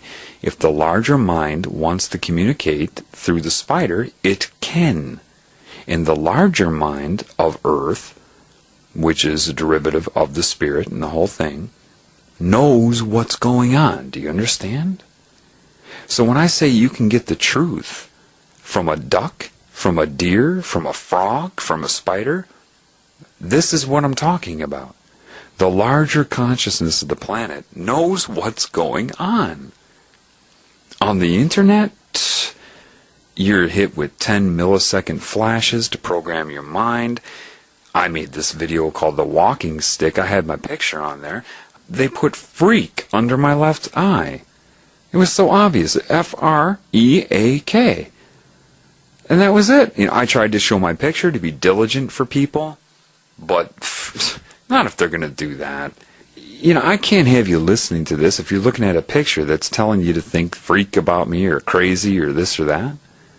That's why I changed The Healing Begins Now, because if there are words on that that are getting in the way, I looked at that, the stats for it.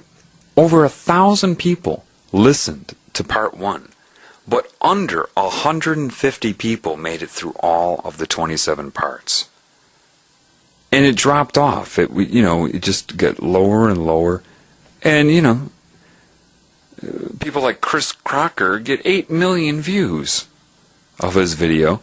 I'm giving out good information. And do you know that I have like 280 subscribers or something like that?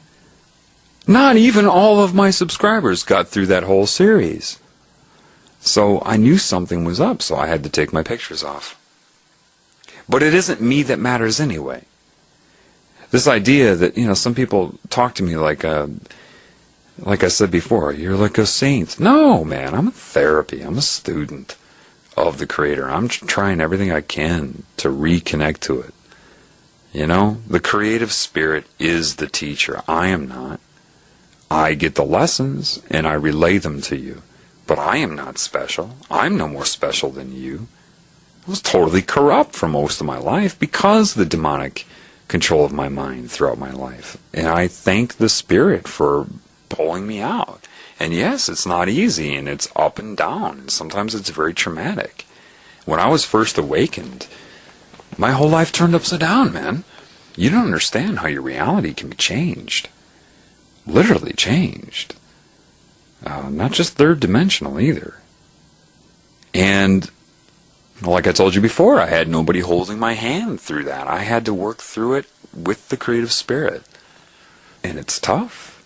It's tough. I'm not telling you this stuff's going to be easy. Because it isn't. The earth is under an infection. You're going to have some resistance. But what you will find as you start to learn to play this guitar of life is that consistently, the more you connect to love and the spirit, the less this type of thing antagonizes you. You already have good and bad in your mind. You already have positive and negative experiences in your life.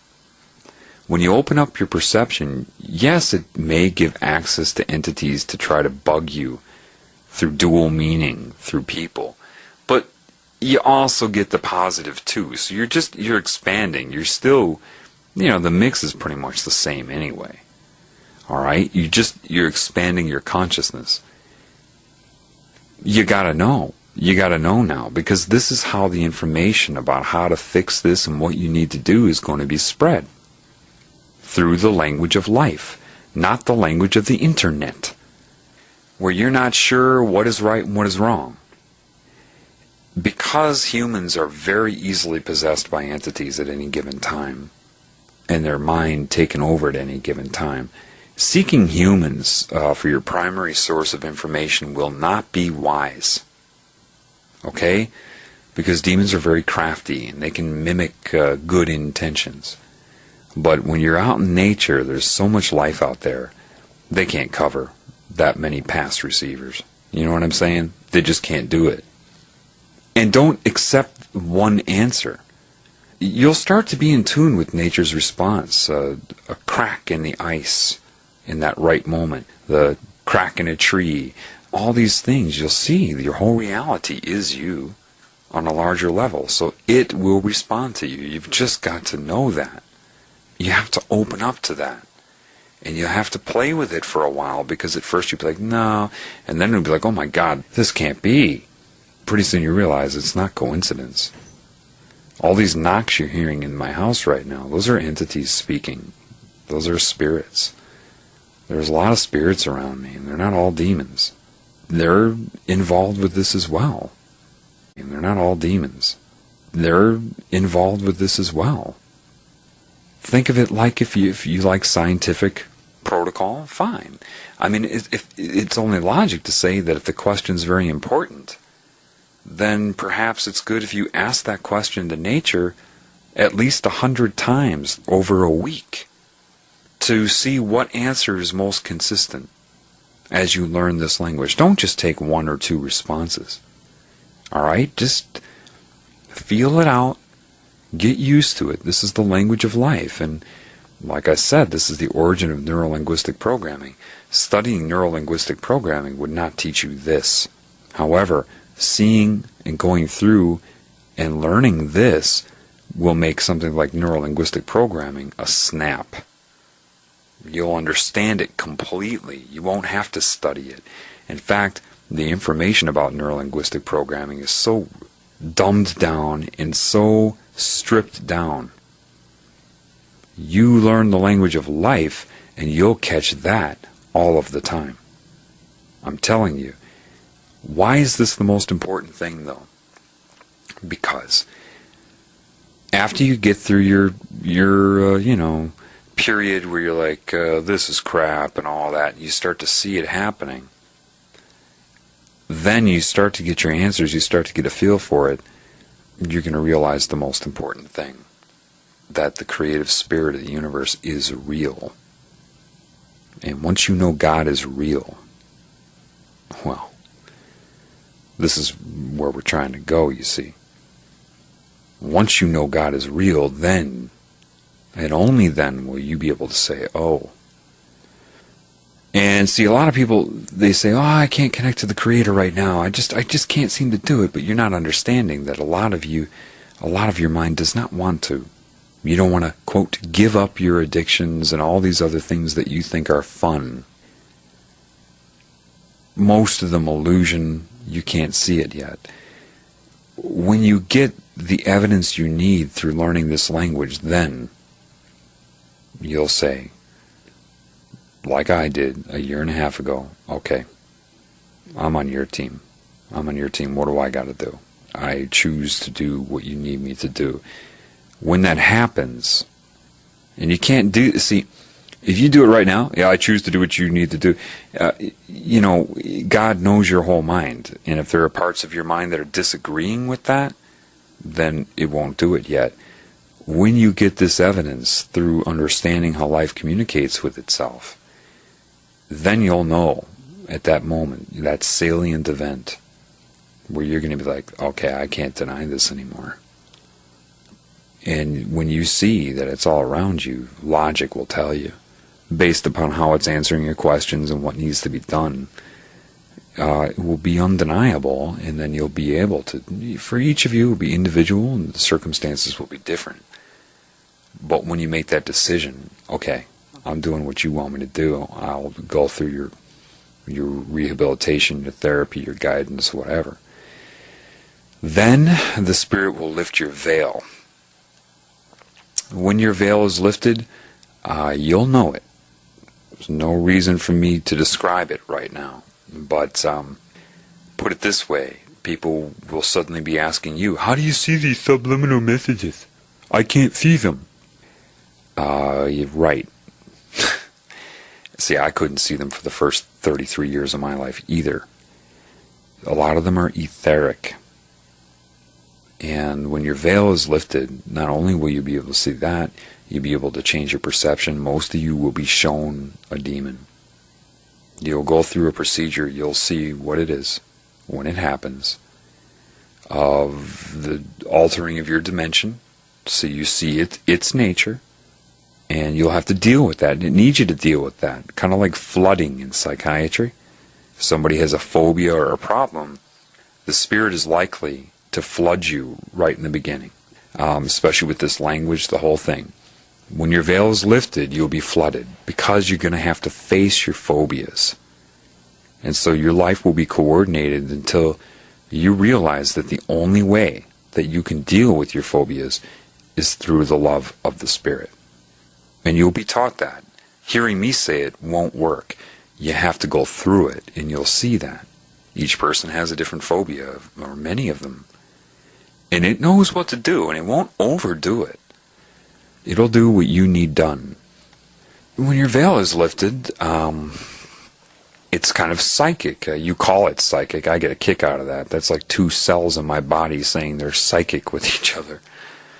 Yeah, okay, they're both me. But okay, if you want to call it psychic, fine. Whatever. But we'll use psychic to communicate here. That's what happens. All right? It will put two and two together for you.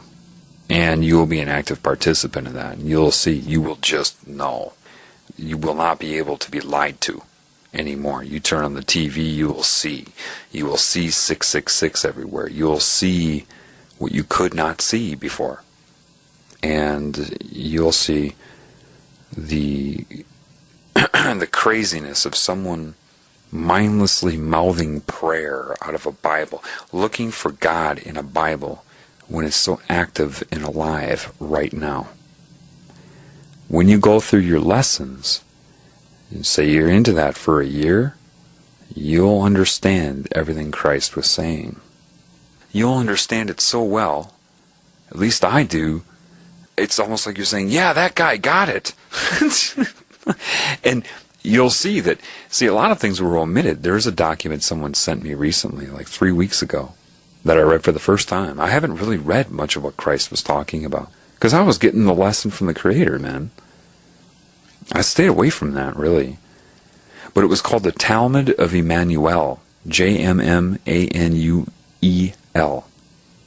And it's some of the book of Matthew, I guess, and then other things. I felt like I was reading my personal journal All the things that I knew they were hiding in the Bible were in this. I was reading in an Adobe Acrobat reader, and it would have different sections. You only see one page at a time, and sometimes he would get questions from people. And these questions, you can tell they're just from people that their veil has not been lifted. They're just not connected. They don't have eyes or ears. And they're like asking him these questions, and I'm just thinking to myself, oh man, these people, they just have no eyes, no ears, and they're just, what a joke, you can't even answer that question the way they're asking it to be proven. And I'm like, what did he say? And I scroll down, he's like, you have no eyes, you have no ears. I'm like, oh my gosh. Because, once you're knowledge, you need to be prepared for this. When the Creator lifts your veil, your intelligence is going to skyrocket in a lot of ways. As far as your awareness and what's going on, it will make it very difficult for you to try to communicate with the average person, because their questions will be so crude, even though in the mainstream they're considered academic and intellectual. You'll see people try to use words that they think are smart and how they structure their sentences and following these protocols. Pretty soon they'll just be like an open book to you, and you will become tongue-tied, because the knowledge that you will have will be so far above what they think is knowledge, being a, quote, intellectual, that you won't know how to deal with them. All I can tell you at this point, I tried that, it just always turns into arguments, because these people refuse to connect to the Spirit, or they think they are. I don't know, but it's like I'm talking about apples, and they interpret it as oranges, and then want to argue with me and say, it's not oranges, it's pears. You prove to me why it's oranges. Well, I'm not talking about oranges or pears, buddy. I'm talking about apples. And I can't talk about apples in the language of oranges in debate against pears. I just can't do that. I'm telling you, I keep coming back to this. Discrediting? Will they try to discredit me? Sure. Of course, man. Why do you think I keep telling you, don't seek me for the truth? If they make you hate me, and you attach everything I'm telling you to me, well, they've just programmed your mind now, haven't they? Now all the truth I've told you, it's linked to me in your head. I told you, it's linked to me in your head. Why do you think they discredit in the first place? I'm telling you, I'm not your teacher. The creative spirit is. Let's see them discredit that. Especially once you learn this language, it will be undeniable. And once you fully start to connect to the Spirit and work with it and learn to play that guitar, forget it. They're not going to discredit it. Demons may do that through people. They may use the neuro-linguistic programming that they use, but animals and nature and life, and if you're smart with your questions and ask the same question over a period of time and get many, many answers to see, you'll see. All right? You must look at what I'm doing here. I'm not taking the credit for any of this. Do you understand that? It's the creative spirit, and I'm a happy student. I'm a patient man. I was fucked up in the head my whole life. I admit that, and it's correcting that every day, and it's a struggle, but I'm happy about that. Very. What I'm trying to tell you to do is seek the creative spirit. I'm not trying to formulate some group, some cult. I'm not asking you for money. I'm not telling you to become a portal for a demon. None of that. I'm telling you to seek the Spirit. Where is the Spirit? It is both inside of you and outside of you. Scalar reality. If you seek only outside of you, you will fail. If you seek only inside of you, you will fail. If you seek inside of you and correlate that to what's outside of you, you will succeed. If you do it in a loving manner. Because that which is truly inside of you, underneath your ego, that is you, is of love. Arguing and debating and trying to memorize facts and figures, it's not going to help. And that's why it's very important that I tell you these things. Why do you think I'm not pumping Alex Jones or telling you details about this and this and, oh, the Illuminati did this back in 1930? Now forget that, man. Why do you think I'm not talking about 9/11? I'm not going to tell you about 9/11. Nope. I will tell you, just like Leslie Nielsen throwing up all those baseballs, you must ask yourself. I'll tell you what, do what I'm telling you to do. Connect to the creative spirit. Before you can do that, you're obviously going to need proof of its existence. Learning this and how to communicate with life is the best way I can lead you to that. All right? And then you go ahead and ask the squirrel in the backyard or the bird, what is propaganda and what isn't? What do you need to focus on and what don't you need to focus on? You think God can't communicate with you? You think it won't be able to effectively put in your mind what you need to know and use life to do so? Love its other creations. It's time for you to learn from them. It's time for you to learn and become humble before the Spirit and all of its creations.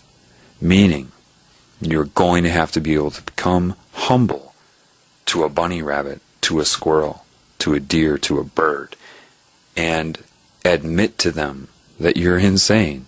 You may have a larger cerebral cortex, sure, but you must humble yourself before God's creations that are connected to God and thrive off of God's spirit and love. Humbling yourself before them is to humble yourself before God. Humbling is not getting down and bending over and taking it up the behind. It created you. Humbling means knowing. Knowing. Knowing what? You'll see. You'll see. Deep down you want something that knows all that you don't know. And it will always be honest with you. You won't have a problem taking direction from it. Because it's not an issue of having a problem with authority. This is an authority. This is that which creates everything, man. Without it, you would not be. And it created you so that you could have free will, your conscious experience. Like I told that girl tonight. I said, it's interesting. Because of my awakening and because of what I'm going through, I know why we've talked. I know the reasoning behind it. She understood that too. I said, but you see, we also had a conscious conversation. We had an individual experience that happened at the same time. It's my choice if I want to focus on the conscious conversation or look and see the deeper meaning of how it's coordinated. I told you in The Healing Begins Now. You can see yourself as the floating finger if you want. You can see yourself as the right finger, the left finger, all at once. That's your choice. And that's why I use this learning to play guitar thing. At first, you're always going to be looking for it. And you have to be careful. Don't create a delusion over this, okay? But you'll find as you kind of come into the swing of things that you don't have to do that all day. You've got a right to live. You've got a right to go out and enjoy yourself. Yeah, the problem is that through media, you're going to see that it's all satanic. You're going to see that it's all to control your mind. So your ability to have fun by going to movies and all of these other things is going to be fundamentally limited. But interacting with people, socialization and activities and all these other things, that's part of life and expressing living. And the more active that you are, the stronger your spirit anyway. And you don't have to sit there and read into what everybody says all the time. First of all, you won't be trying to do that once you learn how. But you don't always have to be focusing on that. That's your choice. You know what I mean? How many questions can you have? There are crucial questions. But you need to learn to try to take control of your mind back. And be disciplined with it. And turn it on and off as you want. You can sit there and talk and have a normal conversation. Sure. You can look at it after and see what it was from a larger perspective also. I'll tell you, when you connect to the creative spirit, your life will become anything but boring. You'll have more interaction in the woods than you are used to having with all kinds of stimulus. Right now, when I say get off the TV, most people don't. They're kind of maybe believing that it might control your mind. Yeah, wait till the Spirit lifts your veil, you'll see why I didn't bother telling anybody. Some things you just need to see, man. When your veil is lifted, magazines are going to look a little different to you. Now, I took baby steps with people, the subliminal messages. That is nowhere near the reality of it. But I'm not going to get into that. The majority of people are completely mind-controlled from the subconscious, from moment to moment. They don't even know it. They don't even perceive it. So, as you wake up and come out of the state where you were mind-controlled, it will be, rough waters for a while. Expect that. But you must build your house on the rock, not the sand. That rock is the creative, loving spirit of everything, the essence of life. Love is life. A lot of you will actually be scared of normality, that you're actually part of the spirit. Oh, this is traumatic. I think it's funny because I laugh at myself. I mean, I keep thinking of that William Shatner scene in Amazon Women from the Moon. They're all beeping and flashing. I mean, because if you really open up to it, everywhere you look, people are giving you subconscious responses to your thoughts. And I can see certain people going through that and just like, but that's when you try to recalibrate. And I'd say pray to God, but that's not the way to say it. Most people don't know what prayer is. You don't have to mouth words, man. You just have to focus on why you love. Now, the biggest block to God is guilt and shame. That is the huge one. You're in a situation where they've got you duped into this reincarnation cycle. You get entities and mind control manipulating your mind to do things your spirit would never do. I don't care if you're a serial killer on death row right now. You didn't do any of that.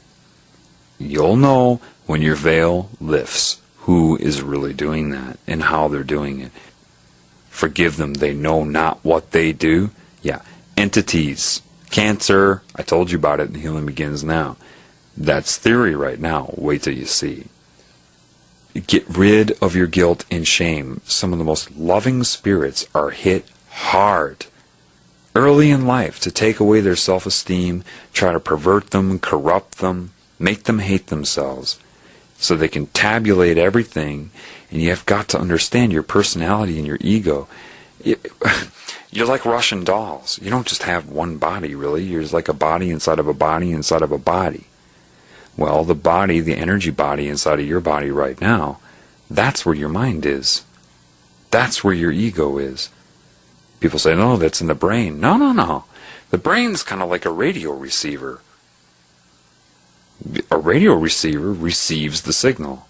And so it may process that signal to carry out functions in the body or interpret it and kind of coordinate your mind with your eyes and ears and tongue and nose and your physical senses that'll light up on an MRI because of that.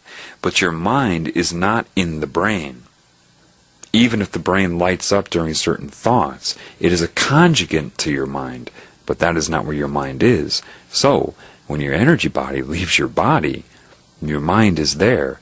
The trick is they dupe you. They either come to you as God and tell you how bad you were, and don't tell you that demonic entities did all that shit through you, and then give you this ultimatum. Well, now you have to reincarnate to learn your lesson because of this, this, and this, and now you must suffer all of the things that you did. And they never tell you that it was a demon doing it through you. So now you become a victim. Do victims tend to become victimizers later in life? Oh, yeah. So now they got you again. And the idea is to keep you in this cycle, to break your will over time. I've told you about that in The Healing Begins Now. So you need to know for yourself rather than hearing some guy like me tell you. Okay? Learn this language to life. I know this was a lot to take in. Again, I know. But this is what any spiritual elder knew. And let me give you a little hint. Time is not a factor. For example, you could watch a video of something that's like 5 years old, 20 years old, and that channel is open. In other words, a lot of people weren't psychically trying to talk to that person on the video. They'll respond to you the same way. This is how I learned it, man. I had to go through it. Reach up and touch your nose, I would think, and they'd reach up and do that. Grab your left earlobe, they'd reach up and do that. They'd run their hand through their hair. But they won't jump through hoops for you. It's like either you get it or you don't. That's how I learned that demons were controlling women in porn, while their spirit was in bondage underneath. Like I said, anything can come up and mold that clay. The ego is the clay, and different things can speak through it. So that's why people can be conflicting, do you understand? Sometimes a demon could speak through someone's ego, and sometimes their spirit can. Duplicity, that's where it all comes from. That's what the Spirit showed me. It had me watch porn on purpose and said, look, oh yes, you were masturbating to that, now look. It lifted my veil and showed me through my mind's eye what was happening. Demons were controlling her body like a puppet and the man, and her spirit was in bondage, saying, I'm being tortured right now. They're controlling these bodies like puppets so that humans watch it and think that other humans want to do this. There are subliminal messages saying, this is hot, and I love this, and all of this, and then people are like, oh, yes, this is obviously other people are doing this, and I mean, they're totally destroying the connection to the Spirit. But again, I'm not going to even go off on that. I'm not going to answer questions about that either. Either you choose to connect to the creative Spirit and have your veil lifted, or you don't. I'm going to stop answering questions. Specifics like this, if it's something that you can find out by connecting to the Spirit that creates everything. Do you understand that? I'm not your teacher. I'm not going to make it so you're dependent upon me for your answers. That's ridiculous. Absolutely stupid. It would be ridiculous. I am no longer going to answer interrogative questions about what I'm saying if you were stop being lazy and wanted to connect to the Creator, if it's something you could find out by doing that. And of course you can find out everything by doing that. Because all I'm doing is going against the creative Spirit by doing that. You obviously need to connect to the creative Spirit. This is very, very important. Okay? And if I keep answering people's questions, well, how do you see the subliminal messages? No, done. Enough. I gave a pretty good presentation in that YouTube video of subliminal messages, almost 30 minutes, explaining that. The rest is up to you connecting to the creative Spirit. If you really want to see the subliminal messages, I mean the real ones, you have to connect to the creative Spirit. Read the Talmud of Emmanuel. Now, even though there's some disinformation in there, even Christ said in that, they will try to call me God and take my teachings to promote their occult practices. That's Christianity. He gives the credit to the creative Spirit.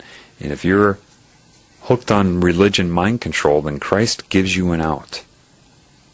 He says, denying me will be forgiven. Denying the creative Spirit of life will not. He gives you an out.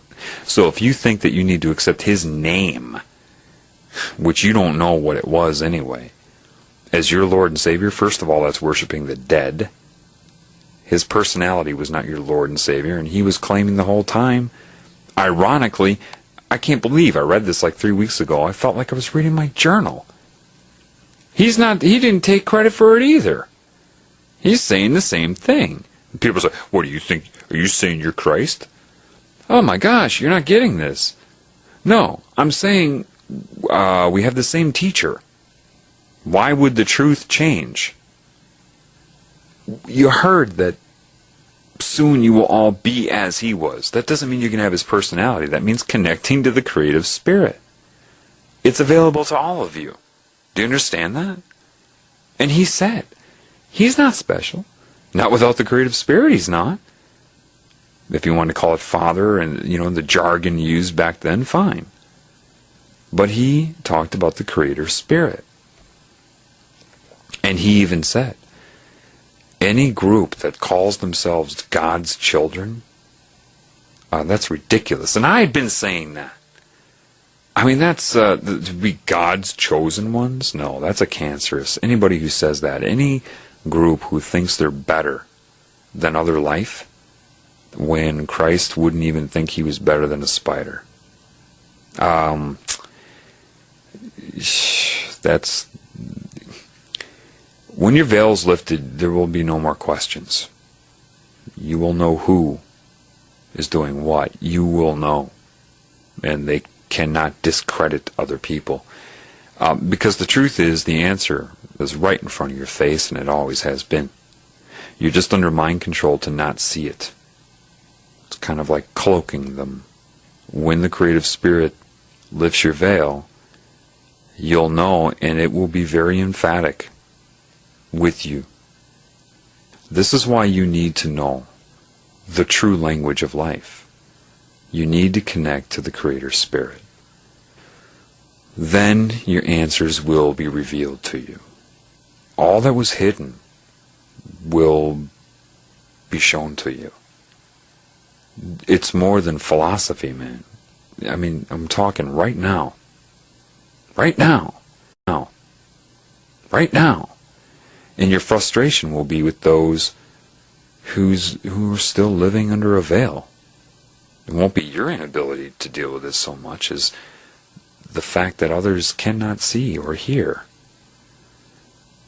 Having eyes and having ears means to be connected to the creative spirit and to know this language, and you can only functionally use this language through the creative spirit. Then it will put knowledge into you, and you will know. You will just know. No matter how glib somebody is talking to you, no matter how strategic, even if they're using neurolinguistic programming, you'll catch it from moment to moment. You'll know. Now, one word of advice, okay? When you're dealing with humans and you're thinking, oh gee, I'm reading into what everybody says to me. Well, remember, that's your choice. You don't have to always be looking for it, and I'm not saying reading into it. But if you have a significant other or some sort of spouse that you live with or someone you're around all the time, please listen to this together.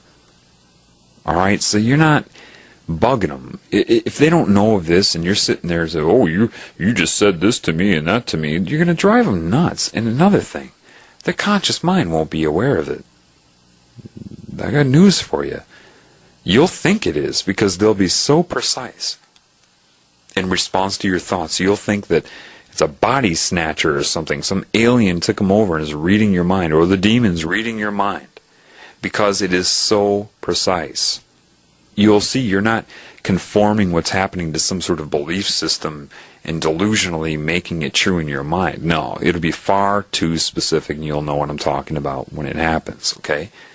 But if you say it to their conscious mind, your spirit just told me this, or the demon around you just told me this, or an entity through you, or the spirit, the grand spirit, the total creative spirit just told me this, they're not going to know it.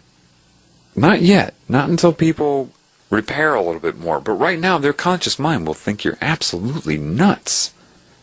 So, if you're with somebody, or you have a partner that you live with, listen together so at least you're both aware of what I'm saying, so that you don't upset each other. And don't nag on each other all the time. Wisdom is not overreacting to everything that happens. If you're going to sit there every minute and be like, you just coughed in response to my thought, okay, when you start to learn this, maybe that will be interesting for you and you'll want to bring it up. But people, if you get a couple months into it and you keep harping on each other, you're not wise. You should have learned by now that it's just natural, just part of your existence. And you're going to go through stages. You're going to look around, and sometimes you'll start laughing because you realize that everything you look at is you on one level. And you'll see other parts of you arguing with themselves. It's like I said tonight. I told that girl that she meant me because she needed to get over the fight with her husband. I knew that inherently was put in my head. Because their argument, their tension, their anxiety has a scalar effect on the larger existence that we make up.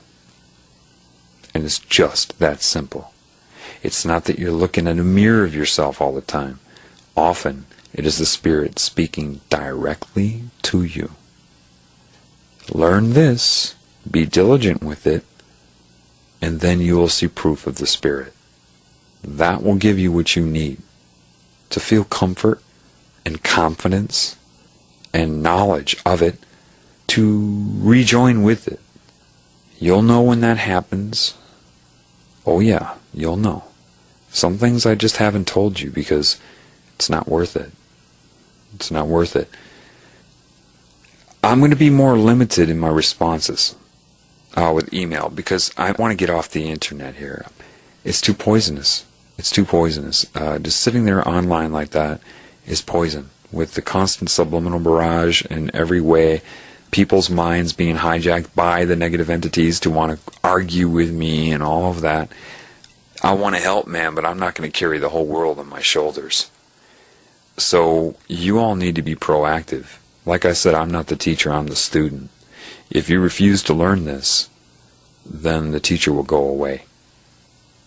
Alright? So, meaning, if you hear me now, and you say, well, John, tell me this or tell me that, or you don't do it, you don't do the keys to God like I told you in The Healing Begins Now. You don't activate your spirit. You don't activate the love in you, and you don't become aware of your surroundings. You know, hey, what else can I tell you? You're saying to the Spirit, no thanks. And at that point, I can't help you. The creative Spirit loves you. Love it back. Let it teach you. I cannot stress that more. And understand, you think I'm kidding, but once your veil is lifted, the whole consciousness knows, including the demonic, cancerous consciousness. It knows. You'll see what I mean when that happens. Then it will try to discredit you.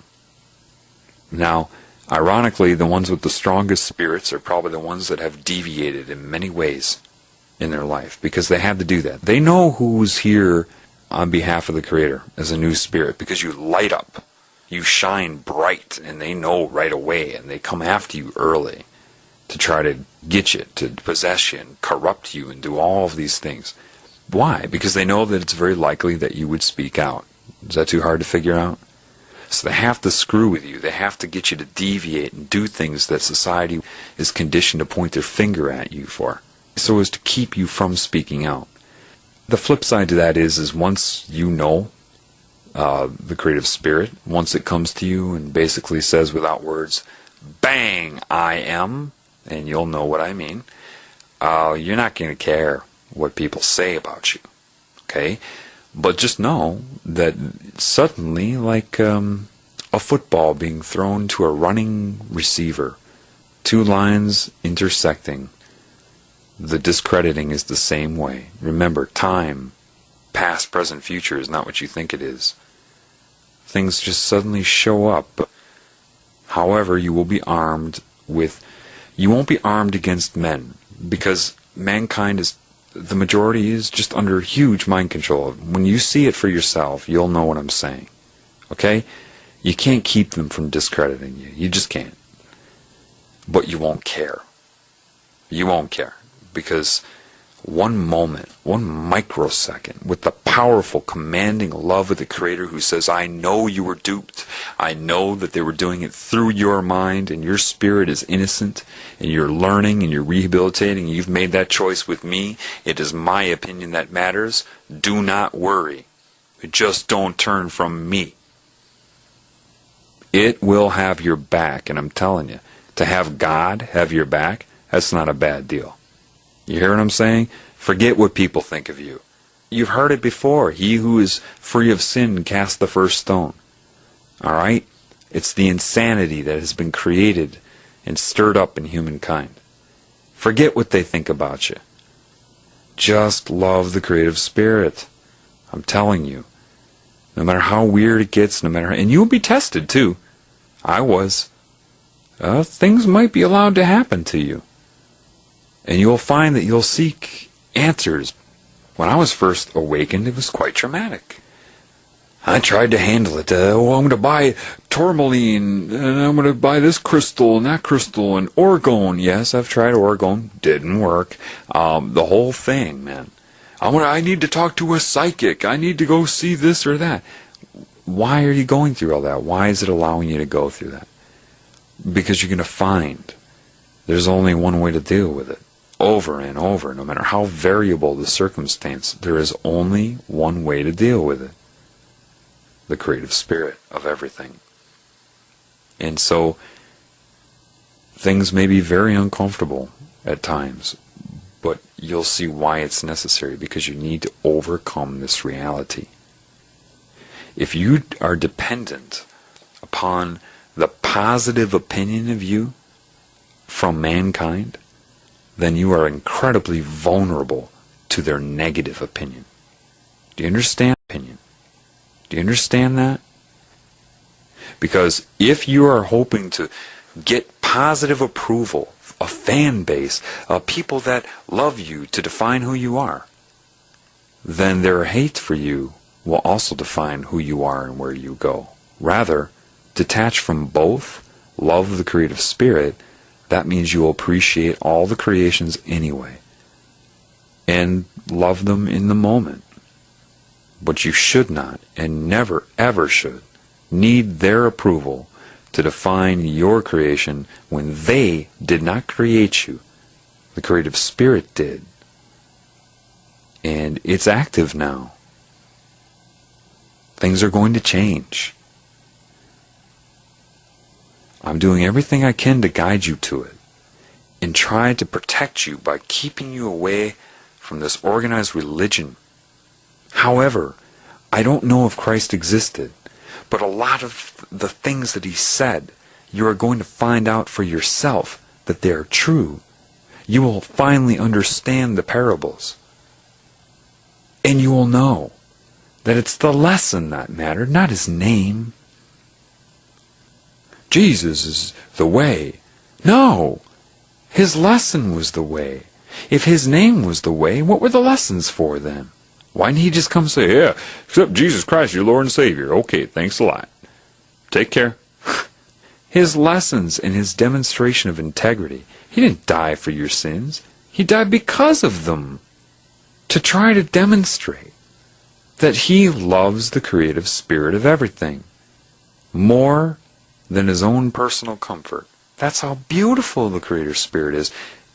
More specifically, that's how beautiful its intentions are. The satanic cancerous consciousness is discrediting God by discrediting you. If you hate yourself and everybody else, and arrogance is not self-love, if you hate everybody, then that is the result of discrediting God, because you are God's creation. Your body may or may not be, but your spirit is. And if they convince you somehow to hate yourself because you don't know how mind-controlled you are, see, if you don't wake up and connect to the creative spirit, you will never be able to forgive yourself.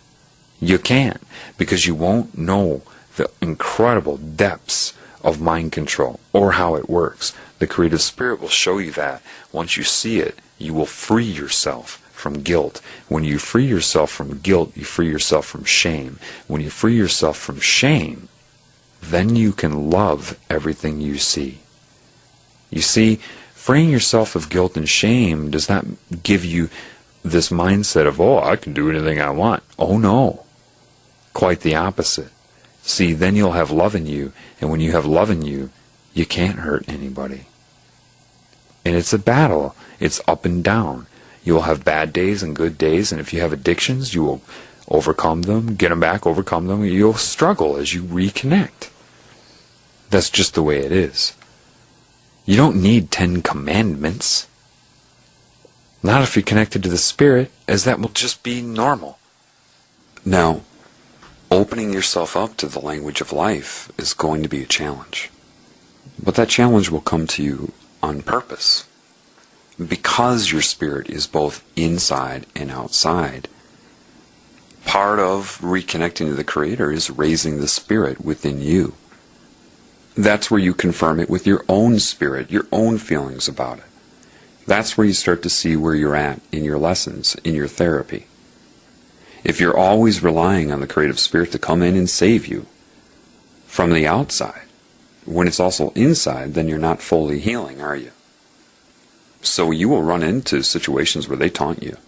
I can't even count the number of times where I've gotten threats here and there, and demons will speak to me through people, and I'm put into a situation where the creative spirit's just kind of sitting there. Let's see how you handle this. If you can't communicate with me on the outside, in the realm you're in, where else am I? Oh yeah, inside of you. Then afterwards it said, yes, okay, so you know that it's inside and outside of you. Your fears and discrediting all of my teachings to you right now will occur. It's a constant mind job. So part of your solidifying your connection with me is to see how you handle it when I'm not coming in to bail you out. Can you bail yourself out? The more you can do that, the stronger your foundation. And that's part of it, and I would expect it, okay? Fully expect that you're going to have up and down days. Because when you open up to this, the demonic element will try to take advantage of it. And some things are very scary. However, the love, when it lets you know, is incredible. Throughout your wake up and the lifting of your veil, you'll have lots of days where you just start bawling, crying your eyes out, not because of sadness. You only cry like that when the spirit just takes over your whole reality. You know, after you have a lot of severe lessons like that, then it comes back and lets you know. And it's so commanding, so loving, so able, that it just, you know, it's like, okay, I gotcha. You know, that type of thing. It's kind of spotting you. Does that make sense? Like a gymnast will have a spotter. Throughout your healing, it'll spot you. But it'll also have you try to do it on your own. Eventually, so it doesn't have to spot you anymore. So that you can do your gymnastics routine without a spotter. Then, that's when you have a full connection to the spirit. That's when you overcome your reality. That's when you overcome your dependence upon both positive opinions of you and negative contradiction to you. That's when you overcome the promise of a reward in heaven, as well as the threat of torture in hell. That's when you overcome your physical reality, your dependence upon it for your own value. That's where you have to tap into yourself. Knowing this language will propel you into that. But you need to connect to the creative spirit, okay? Also, I told you about finding the keys to the spirit. And the healing begins now. You must do that all the time. You must constantly be raising the spirit in yourself through that technique. All the time. Every day. You will find more correct answers, more correct guidance out in nature. The more you sit on the internet, the more you can be corrupted. The satanic consciousness is smart enough to take what it knows, just like it did with Christ even, or anybody that tells the truth. To pretend to be on that wavelength, to say a lot of what somebody who's telling you the truth will say, to lead the sheep away from the truth, to lead you to the slaughter. If you look at another person and say, oh, she can teach me, or oh, he can teach me, now you're not going to be seeking the creative spirit, which is always in the moment through life itself with this language. This is why I'm telling you this. If you look for a person, then you can be misled. The truth is inside of you and life altogether. And just because other people may mislead you, that has nothing to do with your appreciation for life and them. That's always in the moment. Disregard their ego. If you find that people are discrediting me or trying to tell you this or that about me, number one, pay it no mind. Because you cannot depend upon me. That would give you a false sense of security. Secondly, don't try to defend it. Don't argue with people if they talk bad about me. Don't do that. Because I won't do that anymore. challenge lies, but I will not attack a person. And if you don't understand that, then you didn't understand what I've been telling you in this upload. People say, oh, those people at Destiny Universe, they hate you. No, they don't. But those girls don't know me. They don't know me at all, and they don't hate me. And I don't hate them. Why would I? This is my whole point. Everybody is connected to this, some people more than others. They're what you're trying to heal. Understand that that girl will say, oh, he's crazy. Because her, you know what? Her conscious mind may not even be fully aware of these things. You've got to understand that. If I went up to her and said, yes, do you know that your spirit actually told me not to listen to you and that you're in bondage? Her conscious mind would probably be like, you're nuts. Psychic communication is way too fast for you to try to discuss it that way anyway. Just be mindful of it. Forget about that. Just, what do people need? They need to be needed. They need to be acknowledged. They need to be loved. Forget about their personality. Observe it. Have a conscious interaction with it, sure. But never forget that no matter how calloused one's personality may be, no matter how much they seem to hate you, no matter how hard-assed they are, inside is a child. Inside is a being that needs love. And if you succumb to the calluses in their personality, to the wiring and programming of their consciousness, then you deny them that love. You deny them. So no, I'm not debunking anybody. I'm not even debunking Destiny Universe, because I'll tell you, I have to go through challenges like that every day. Every day I'm trying to monitor my thoughts because demons will try to persuade me to look at it this way or that way. It's not easy. Now, I'm sure that girl from Destiny Universe is a very nice person.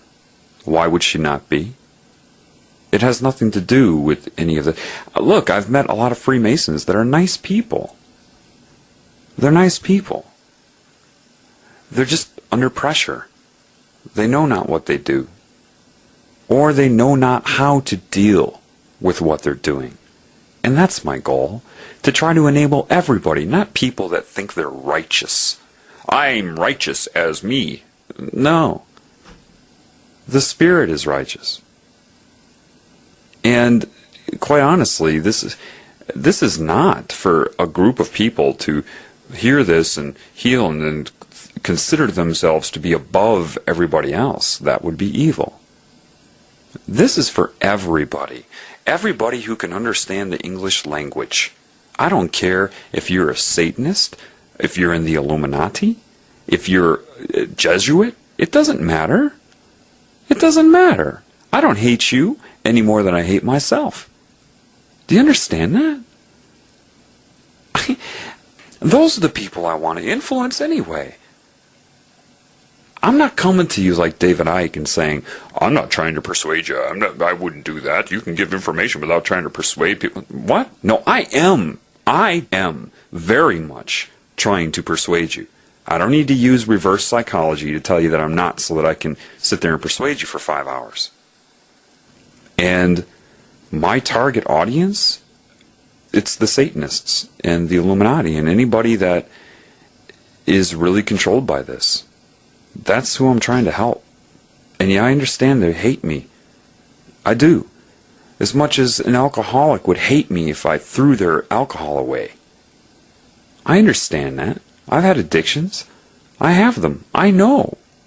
I'm not perfect, and they know I'm not perfect. Hopefully that will make me credible in their eyes, to see that I admit that I'm not perfect. And I'm not saying to them, I am more perfect than you. I'm saying, I'm struggling, man. I am struggling, but I found this loving spirit. I'm reconnecting to it, and I want you to do that as well. I'm speaking to demons right now. They say, oh, well, they're creations of darkness. Maybe. But wait a minute. There's a spirit that creates anything and everything. It's kind of like the story of Pinocchio.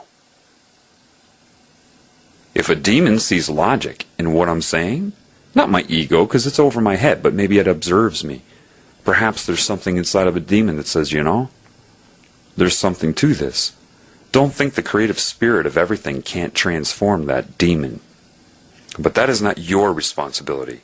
No human can do that. And if you try that, you're going right into the spider's web. Do not try to argue with a demon or intellectualize with a demon. They're way over your head. They have access to various points of your mind all at once, and your dimension. You're over your head when you do that, and they will not be able to resist taking control of your mind. A demon can't resist that, because it's too easy. It's just way too easy. Your mind cannot withstand a demon. Your heart can, though. You don't necessarily know where this is going. You have to walk the path. But holding resentment and hostility, and that's why they'll come at, even after me saying this, they're going to try to prove to me that I hate them. That's how it works. That's how synchronicity works. There will be events now that will try to make me hate them.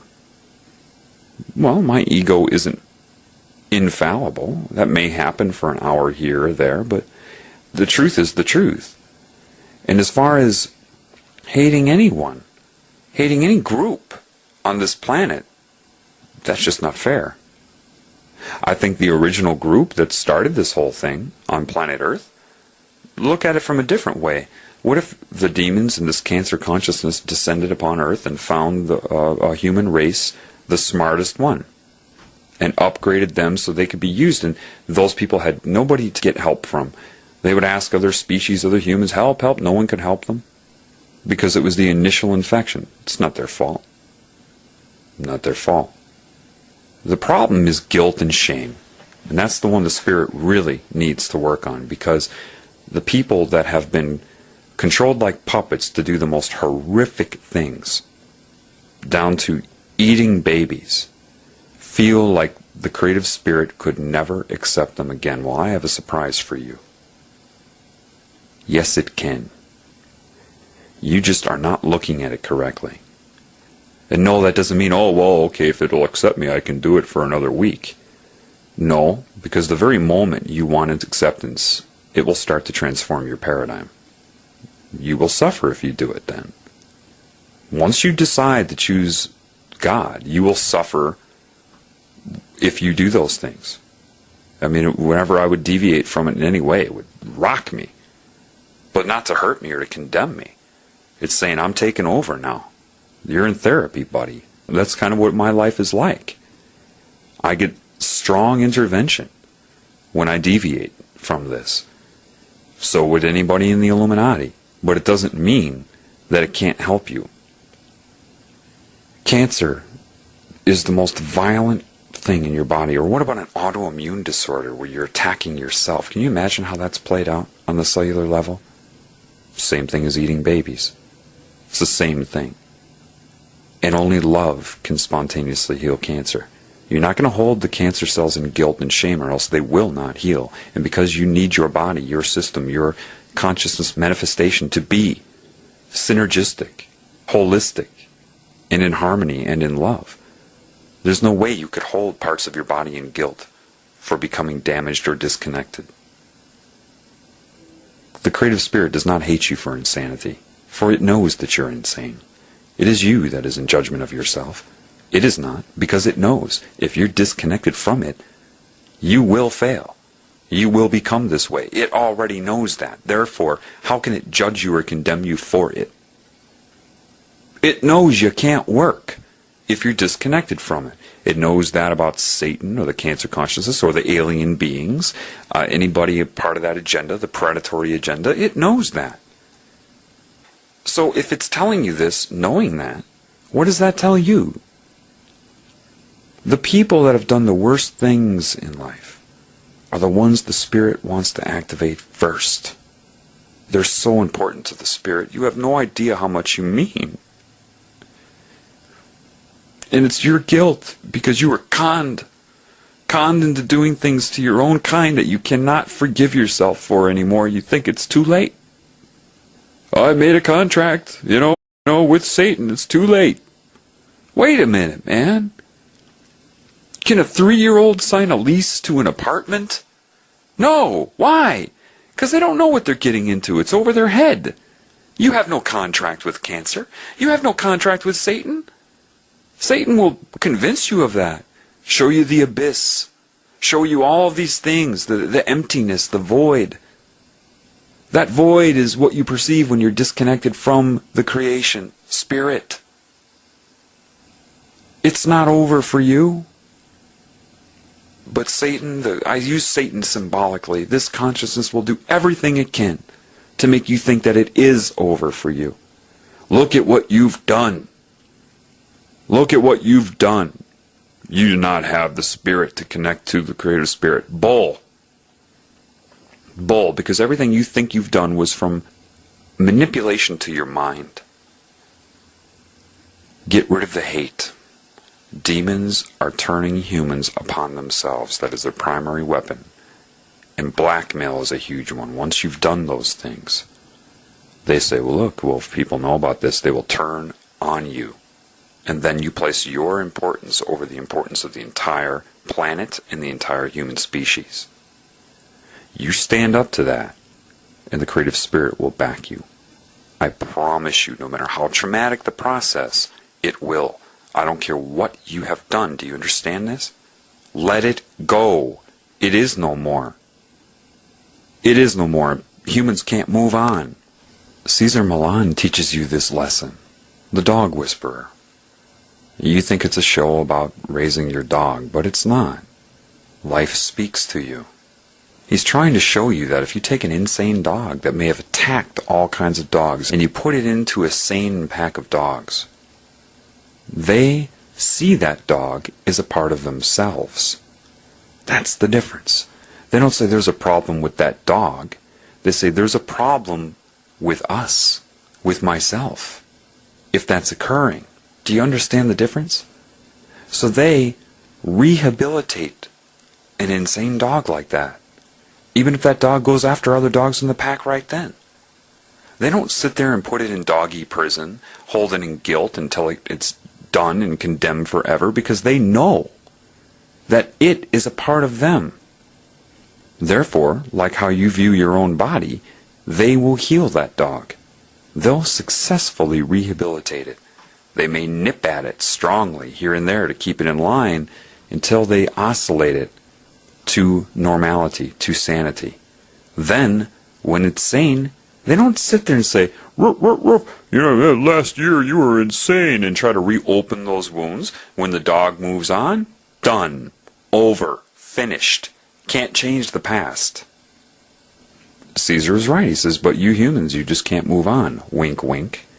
You hold each other in guilt and blame, and you reopen wounds.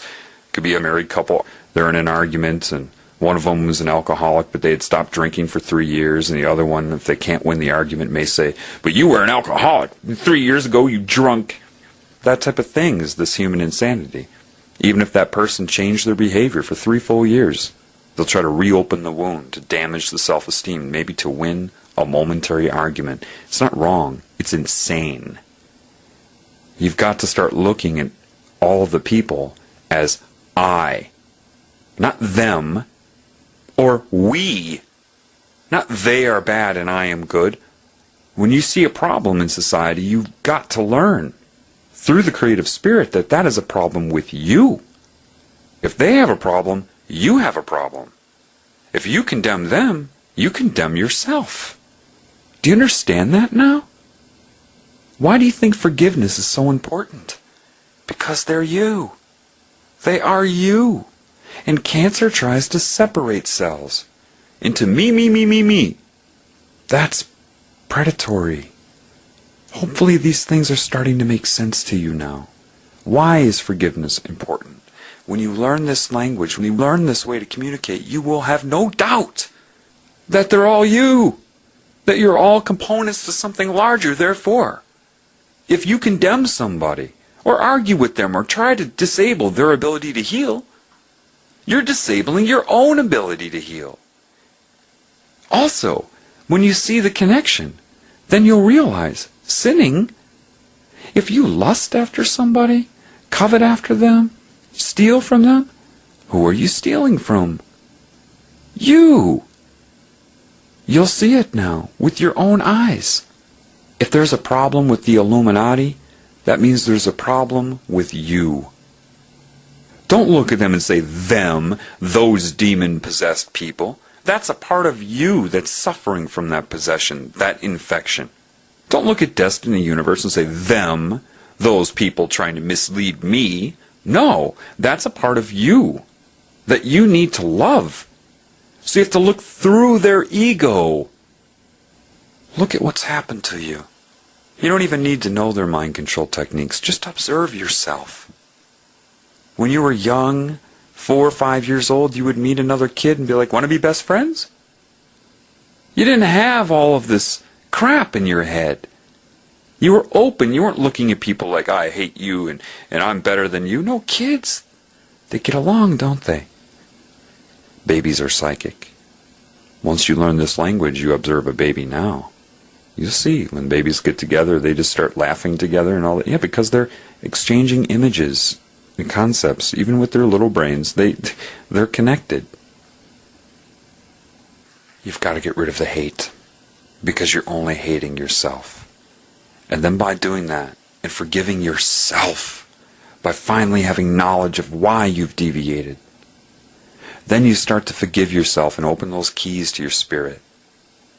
And the more you forgive yourself, the more you forgive other people. The more you love yourself, the more you love your reality and the people in it. Because they know of this, cancer's trying to keep the separation going. That's why you're all arguing with each other. But if you single a person out, talk about how bad they are, you're doing that to you. Be mindful of anybody who tries to single people out, because you know that's a cancerous thing to do. And don't elevate other people above yourself either. That's not love. The strongest derivative of love is appreciation. Once you start to heal, you'll start to fall in love with people again, because you'll have the guidance of something very wise. And you become a mirror for them, rather than the absorber of their energy. If they are trying to manipulate you, you're like a mirror. And say, this is ridiculous. You can try to hurt me, but I love you. And you can't fake loving somebody. That's why you need to heal, because once you really tap into that, their spirit knows it. How is this going to work then? It's kind of like, say somebody falls into a cave, and there's no light in there, and you throw a few mirrors in there, and you can shine the sunlight into the cave and bounce it off of another mirror, and then shine it onto another mirror, which you can shine onto something else. When you receive the creative spirit, you become a mirror for that as well. You can aim it. It's like a bunch of dead batteries in below zero weather. Once a few cars get started, they can jumpstart other cars. And those cars can jumpstart other cars. Everybody has a spirit inside of them. They just need to be jump-started. Their will has been really damaged over a cycle of reincarnation, over and over. This is very important. You need to jump-start people. And you can't do that from ego to ego. Only from heart to heart. And then it will manifest in the ego as a residual effect. When people try to discredit me, I can't hate them. I went through that process, and I've learned that lesson now over the last few months. It kept reminding me, who are you hating? Look what happened to you. That's why the internet can really tear you away from the spirit. Look what happened to you. That's why the internet can really tear you away from the spirit. Because it is just so messed up. That's why I turned off my messaging. Divine intervention just said, you got to stop this. Yes, you may get positive comments, but you get the negative. If you depend upon either, you become disconnected. I've become much more focused by turning off my email while I'm doing this, because of my awareness of the access it can have to me. Listen, this idea of no fear is not of the spirit. in the sense that they're trying to condition you to have no fear in a battle type of sense. And then if you experience fear, then you feel like a failure, don't you? You are going to get scared every once in a while. That's a normal reaction.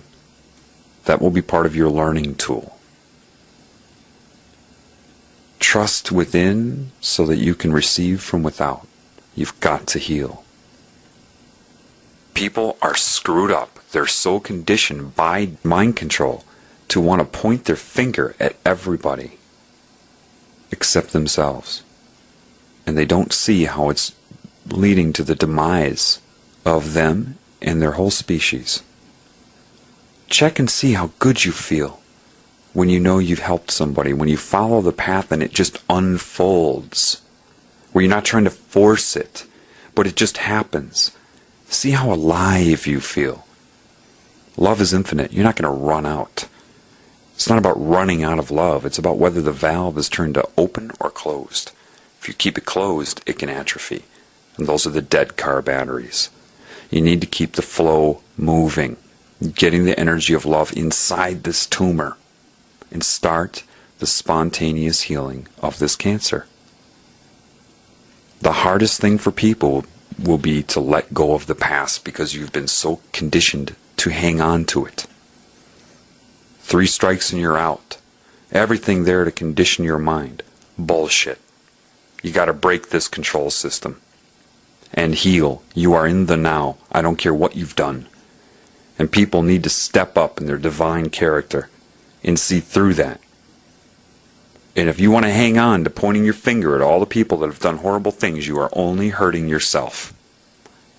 You need the divine wisdom. And that is the Spirit. I've told you how to connect to it. I myself need to communicate with people and follow the path in real life. I'm not going to get concerned about whatever sites may pop up to discredit me. Fine. I can be discredited. I am the first person to admit that.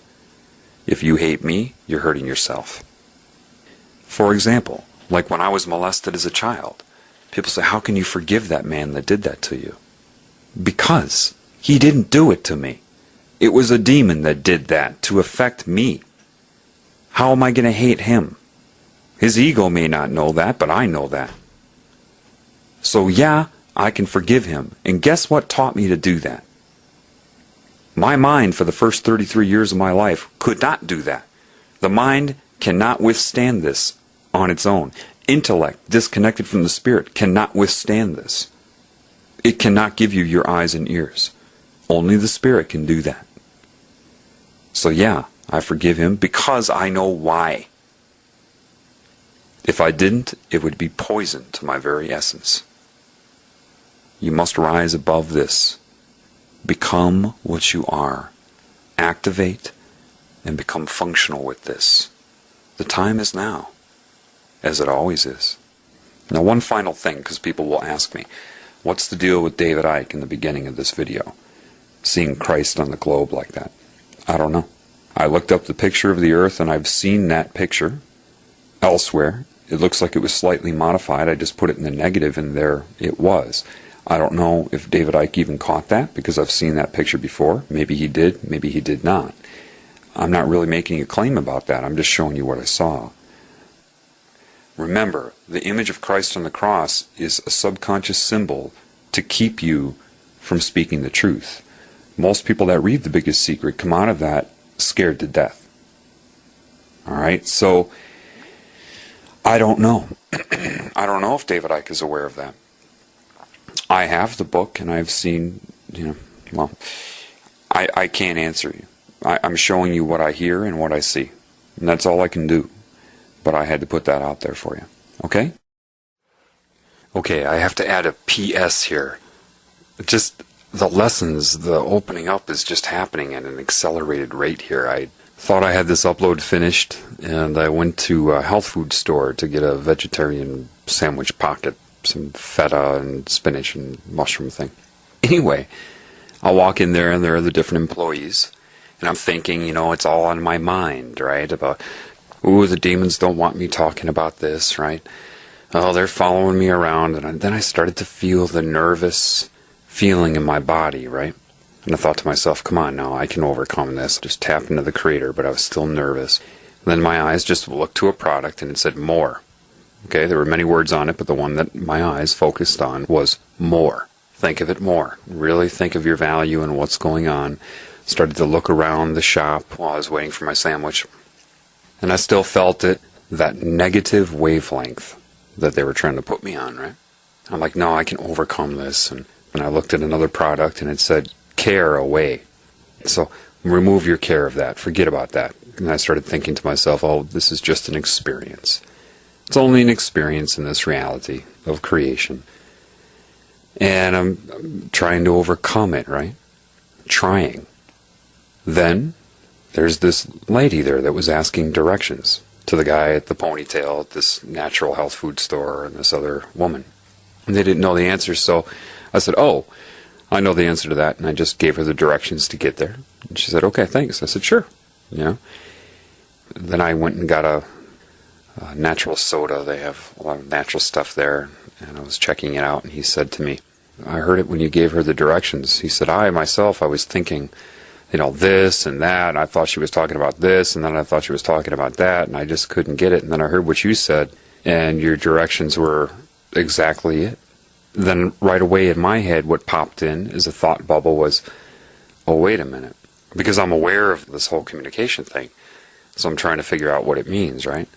I'm like, oh, you mean the recordings I've been doing, what I've been doing in phase 3. And then he looks at me and says, yeah, your directions were perfect. And then I thought, oh, you mean the directions to get to the Creator, to connect to God again, to connect to the creative spirit, to heaven. And then he said right away, yeah, your directions, they were perfect. And if you think about it, why would someone go out of their way to talk about how perfect your directions were 2 times in a row, you know?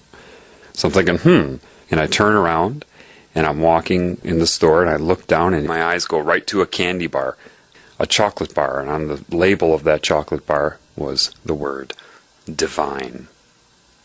And I'm like, no, as soon as I see divine, all of a sudden, as soon as that clicks in my head, divine, which was instantaneous, then the woman in the store went, like that. And it corrected it because I allowed it to happen. So yes, it can come through people depending on what radio channel you're logging on to. It's amazing.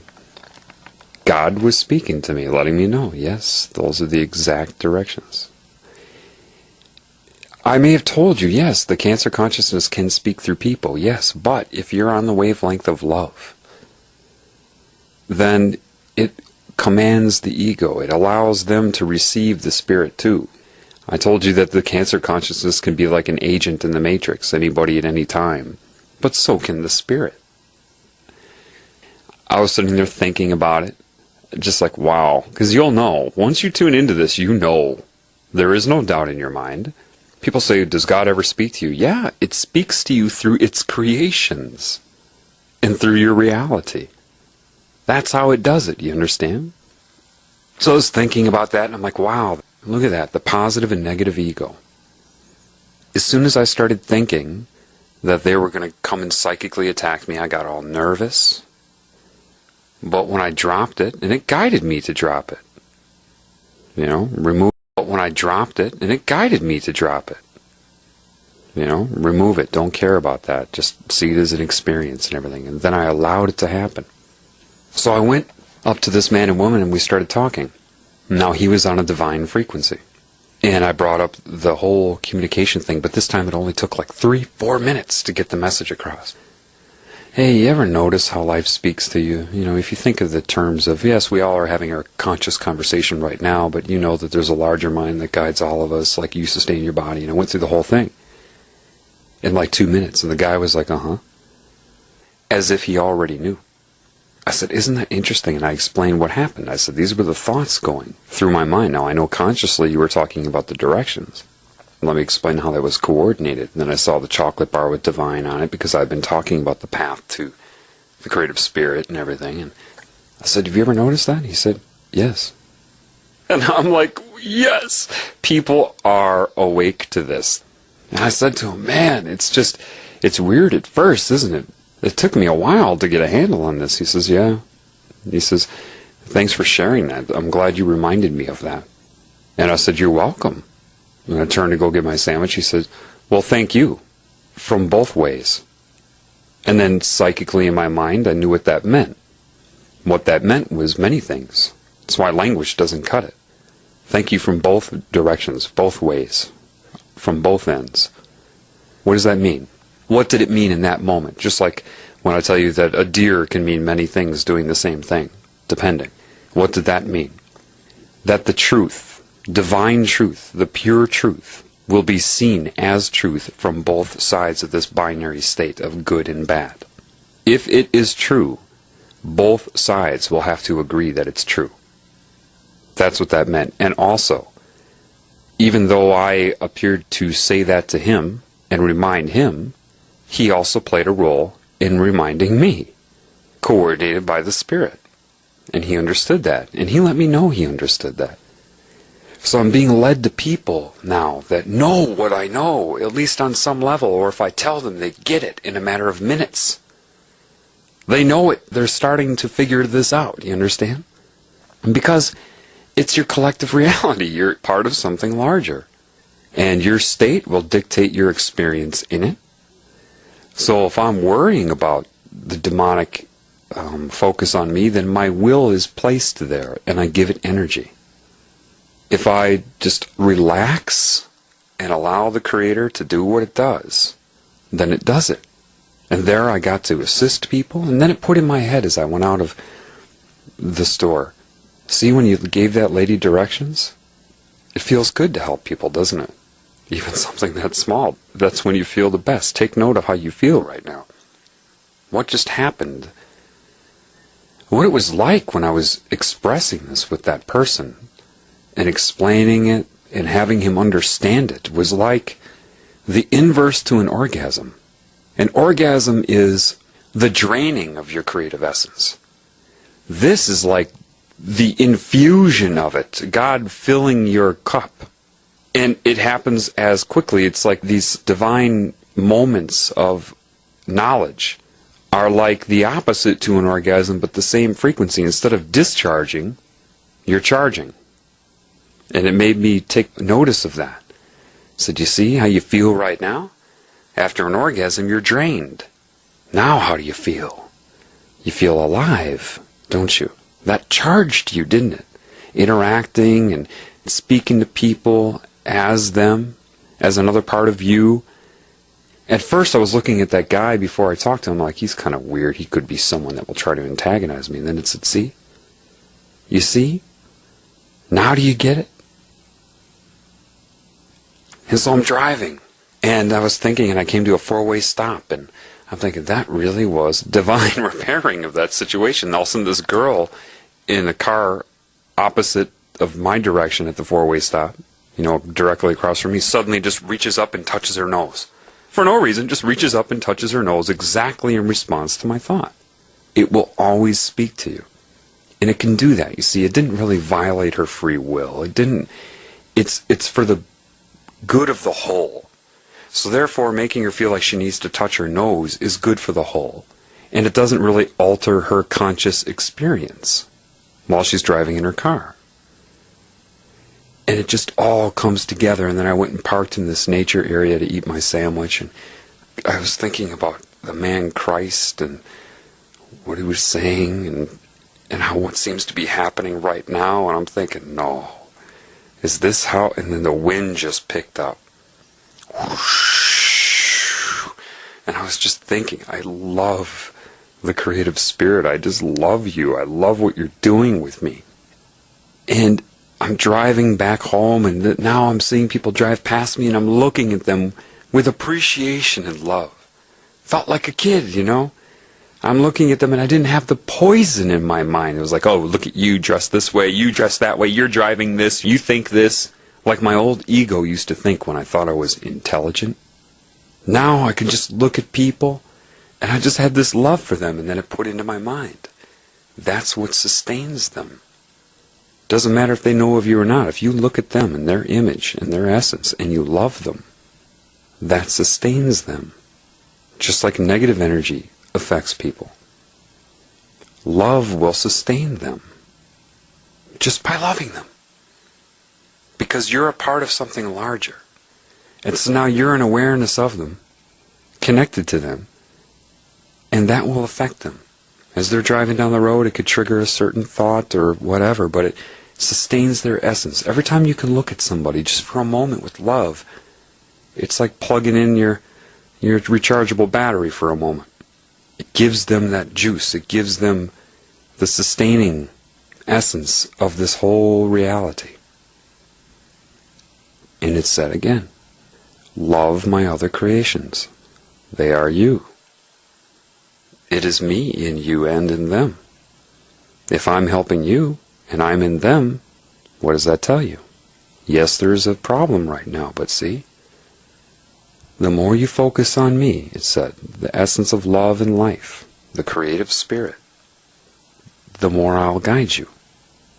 The more you'll have communication with me. You just needed to open up to it. It's always been there. And it guided me, and it was just wonderful. It's so funny because I know people have experienced this, but they didn't know how to properly explain it to people. And it said, this is the role that you get to play. In your healing, you get to be a healer. You get to play an active role, and I'm happy if you understand this. I'm happy that you explain it. You're not going to be the only one to explain it anyway. So don't put the whole world on your shoulders. You're playing your part. This isn't going to be stopped. You know? I mean, the wind just picked up outside my house right now. I mean, do you think the creative spirit's just like, relax. Relax and follow your path. Learn your lessons. Follow your path. Always be focused on me, and me is the love, the spirit, the sustainer, the creator. And this spirit would speak to me through winds and chirps and birds and agree, yes. Look how much joy you have. I looked around and I was by a lake and the sun was shining off of the lake. And it kind of said, through life, for you. All the people and animals, for you. And to them, you would be part of what I would say to them, for you. You are for everybody and they are for you. You are for everything and it is for you. Appreciate it. So I was walking around slowly, just, you're not alone, you're so not alone. When you open up like this, you are so not alone. I went and there was this little bridge, you know, about a 8-foot bridge just over this little groove that had water in it because the snow was melting, and there were these 2 ducks there.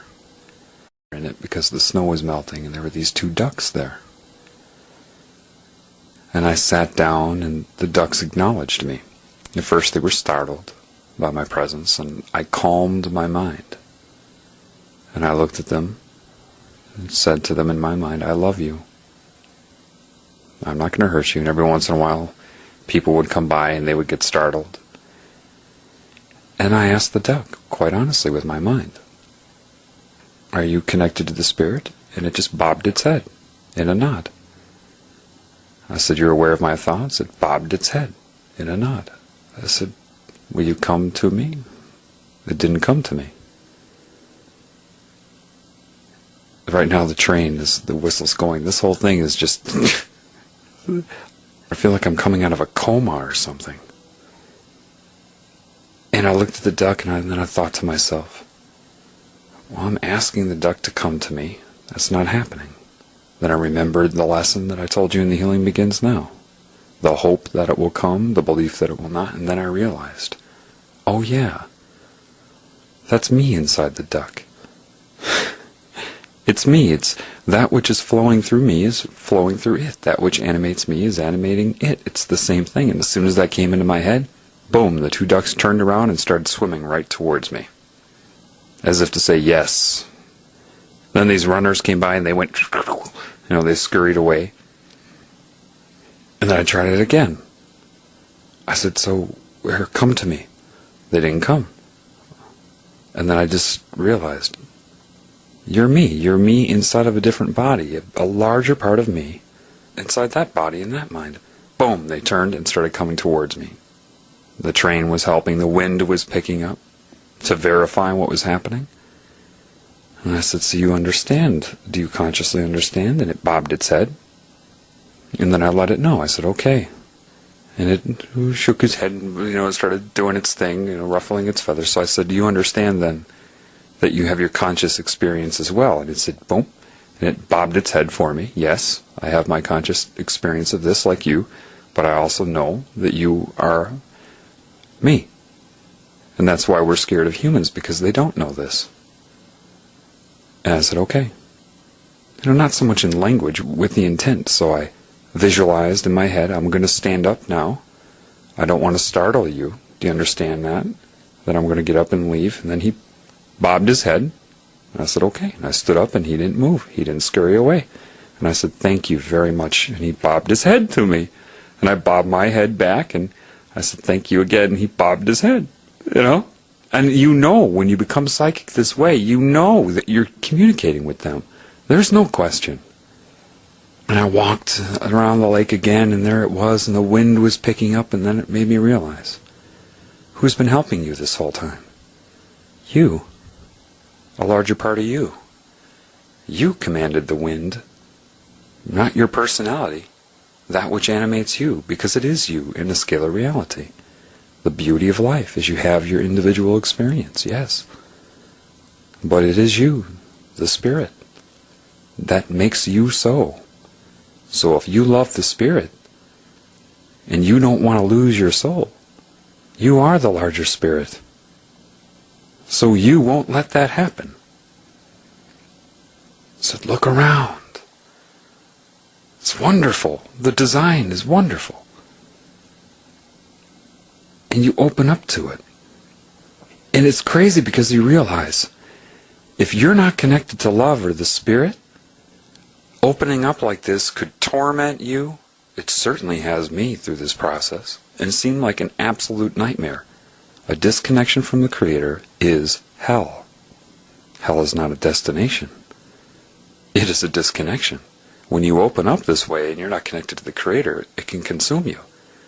But when you're connected to the Creator and the Spirit, it's fun. All I can tell you, it is the most incredible, fun, entertaining existence. Life is awesome when you're connected to the Spirit and you understand the whole thing. It's fun.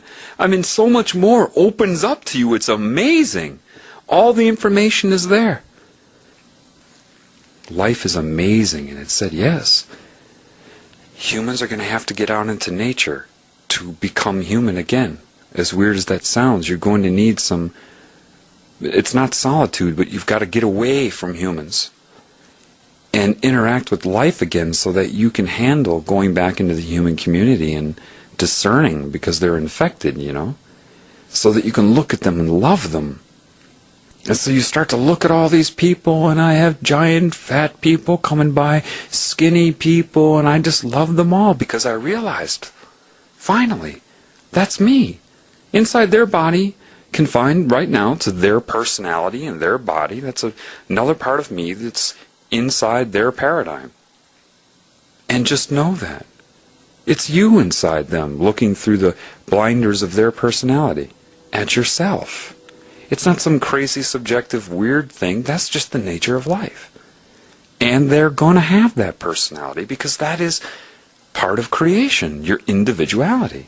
And there's nothing wrong with appreciating that and knowing that. It said once this is understood and people realize you're all one thing, animating all of you.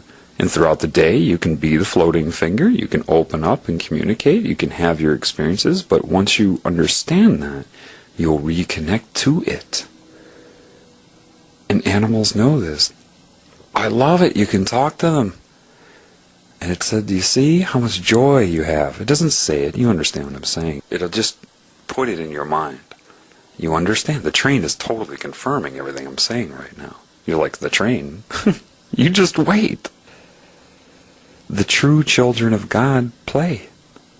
That's what you do. That's what life is. Playing and learning and playing and appreciating. You feel like a kid again. You walk through the woods and you notice every pine needle, every leaf, a leaf falling, and the beauty of it, and you can't handle that unless you're connected to the Spirit. But then when you open up, it's such appreciation. It's everywhere you look. You just, wow. And I envisioned myself being a Native American when it was all raw and pure here, and just being in such appreciation of life and the gift for you. Enjoy. You know? It's the earth for you, and you are for it. And it's all perfect. It's just perfect. The children of God are playful. Playful meaning you're playing in the woods, you're enjoying it, taking it all in. So, all I can tell you right now is get out there and do it. Get out there and play with this. Get out there and play. Rejoin with the Spirit. Nothing is more interesting, I'm telling you. It's fascinating. I know that even 2 years ago, if I heard somebody talking like me, I'd be like, yeah, I know, there's lots of neat stuff in the woods and life's great and everything. No, I had blinders on. Even though I would agree with this 2 years ago, yeah, nature's great. Yeah, the lake is pretty. No, it's nothing like when you reconnect to the Spirit. It's a whole different ball game. This is not an analytical thing. This is, you're just going to have to see and feel and experience. Life is awesome. Life is amazing. It's magnificent. It is just incredible. And the Spirit is as much you as it is me and everything. So you've probably figured out by now that for those of you, a lot of you listening to me, I'm just another part of you, guiding you, telling you what you were not able to get from your own spirit, to lead you to reconnect to your spirit, so you can have as much fun with this as I am. It's so much fun being in love with the Spirit that creates everything. Now do me a favor, would you? This is the most important information that everybody needs to know on the planet Earth right now. For without this knowledge, you're lost. Okay? Think of it like having horrible vision and someone giving you glasses. Horrible vision and someone giving you glasses. For the mind, for the heart. Everybody needs to know this. This can't be a situation where there's only 200 viewers of this information. You've got to do everything you can. If you get out there and you learn this, direct other people to the same gift of knowing this, okay? This is not about me. And I'm not even going to really stay online. It's not about how many subscribers Johnatan gets. Are you kidding? This isn't about me. It's about you and everything. You're going to see. You don't need a cult. You don't need a group. You don't need to do any of that. This is for you. This is for your awakening. This is to raise you from the dead. And you will see. Nothing will give you more joy when you remember that there's love in you and what love really is, what awareness really is. Nothing will give you more joy than loving. To love is to love, to appreciate, regardless of the stimulus. It is just in you. And then when you do that, you get it back. And your lessons will guide you there. Do you understand? You're all going to get your own individualized lessons. I promise you. Catered to exactly you. To bring you into awareness and love for the Spirit again. You know, humans make so much out of certain things. Mysticism. Well, animals certainly aren't calling it mysticism. They're calling it life. Abundance. I was walking in the woods and I realized why you shouldn't kill yourself. Let the creative spirit decide when it's time for that. Because when you're in appreciation of life and you know of your guidance and your abundance, there's no reason to do that. Alright? And if it ever got to a situation where life was too painful, and you're in connection to the Spirit like this, it will guide you. Don't think suicidal.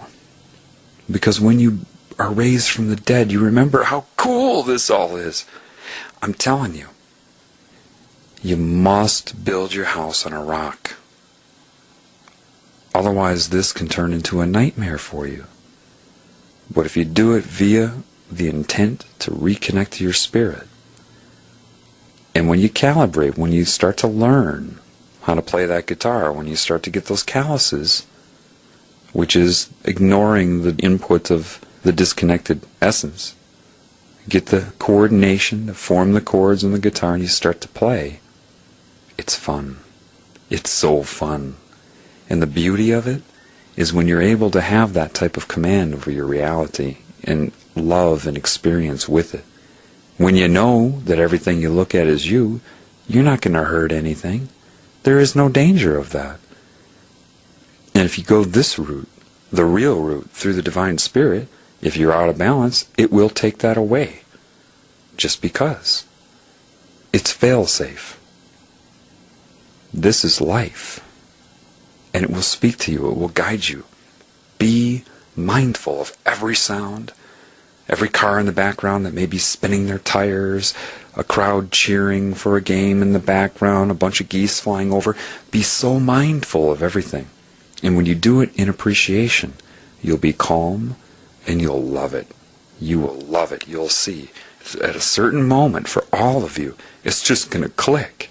Just like when you suddenly are able to play that chord out of the blue on a guitar. It will just click. You won't know when and you won't know where, but you will certainly know that it happened. And it's happening. Start in nature, okay?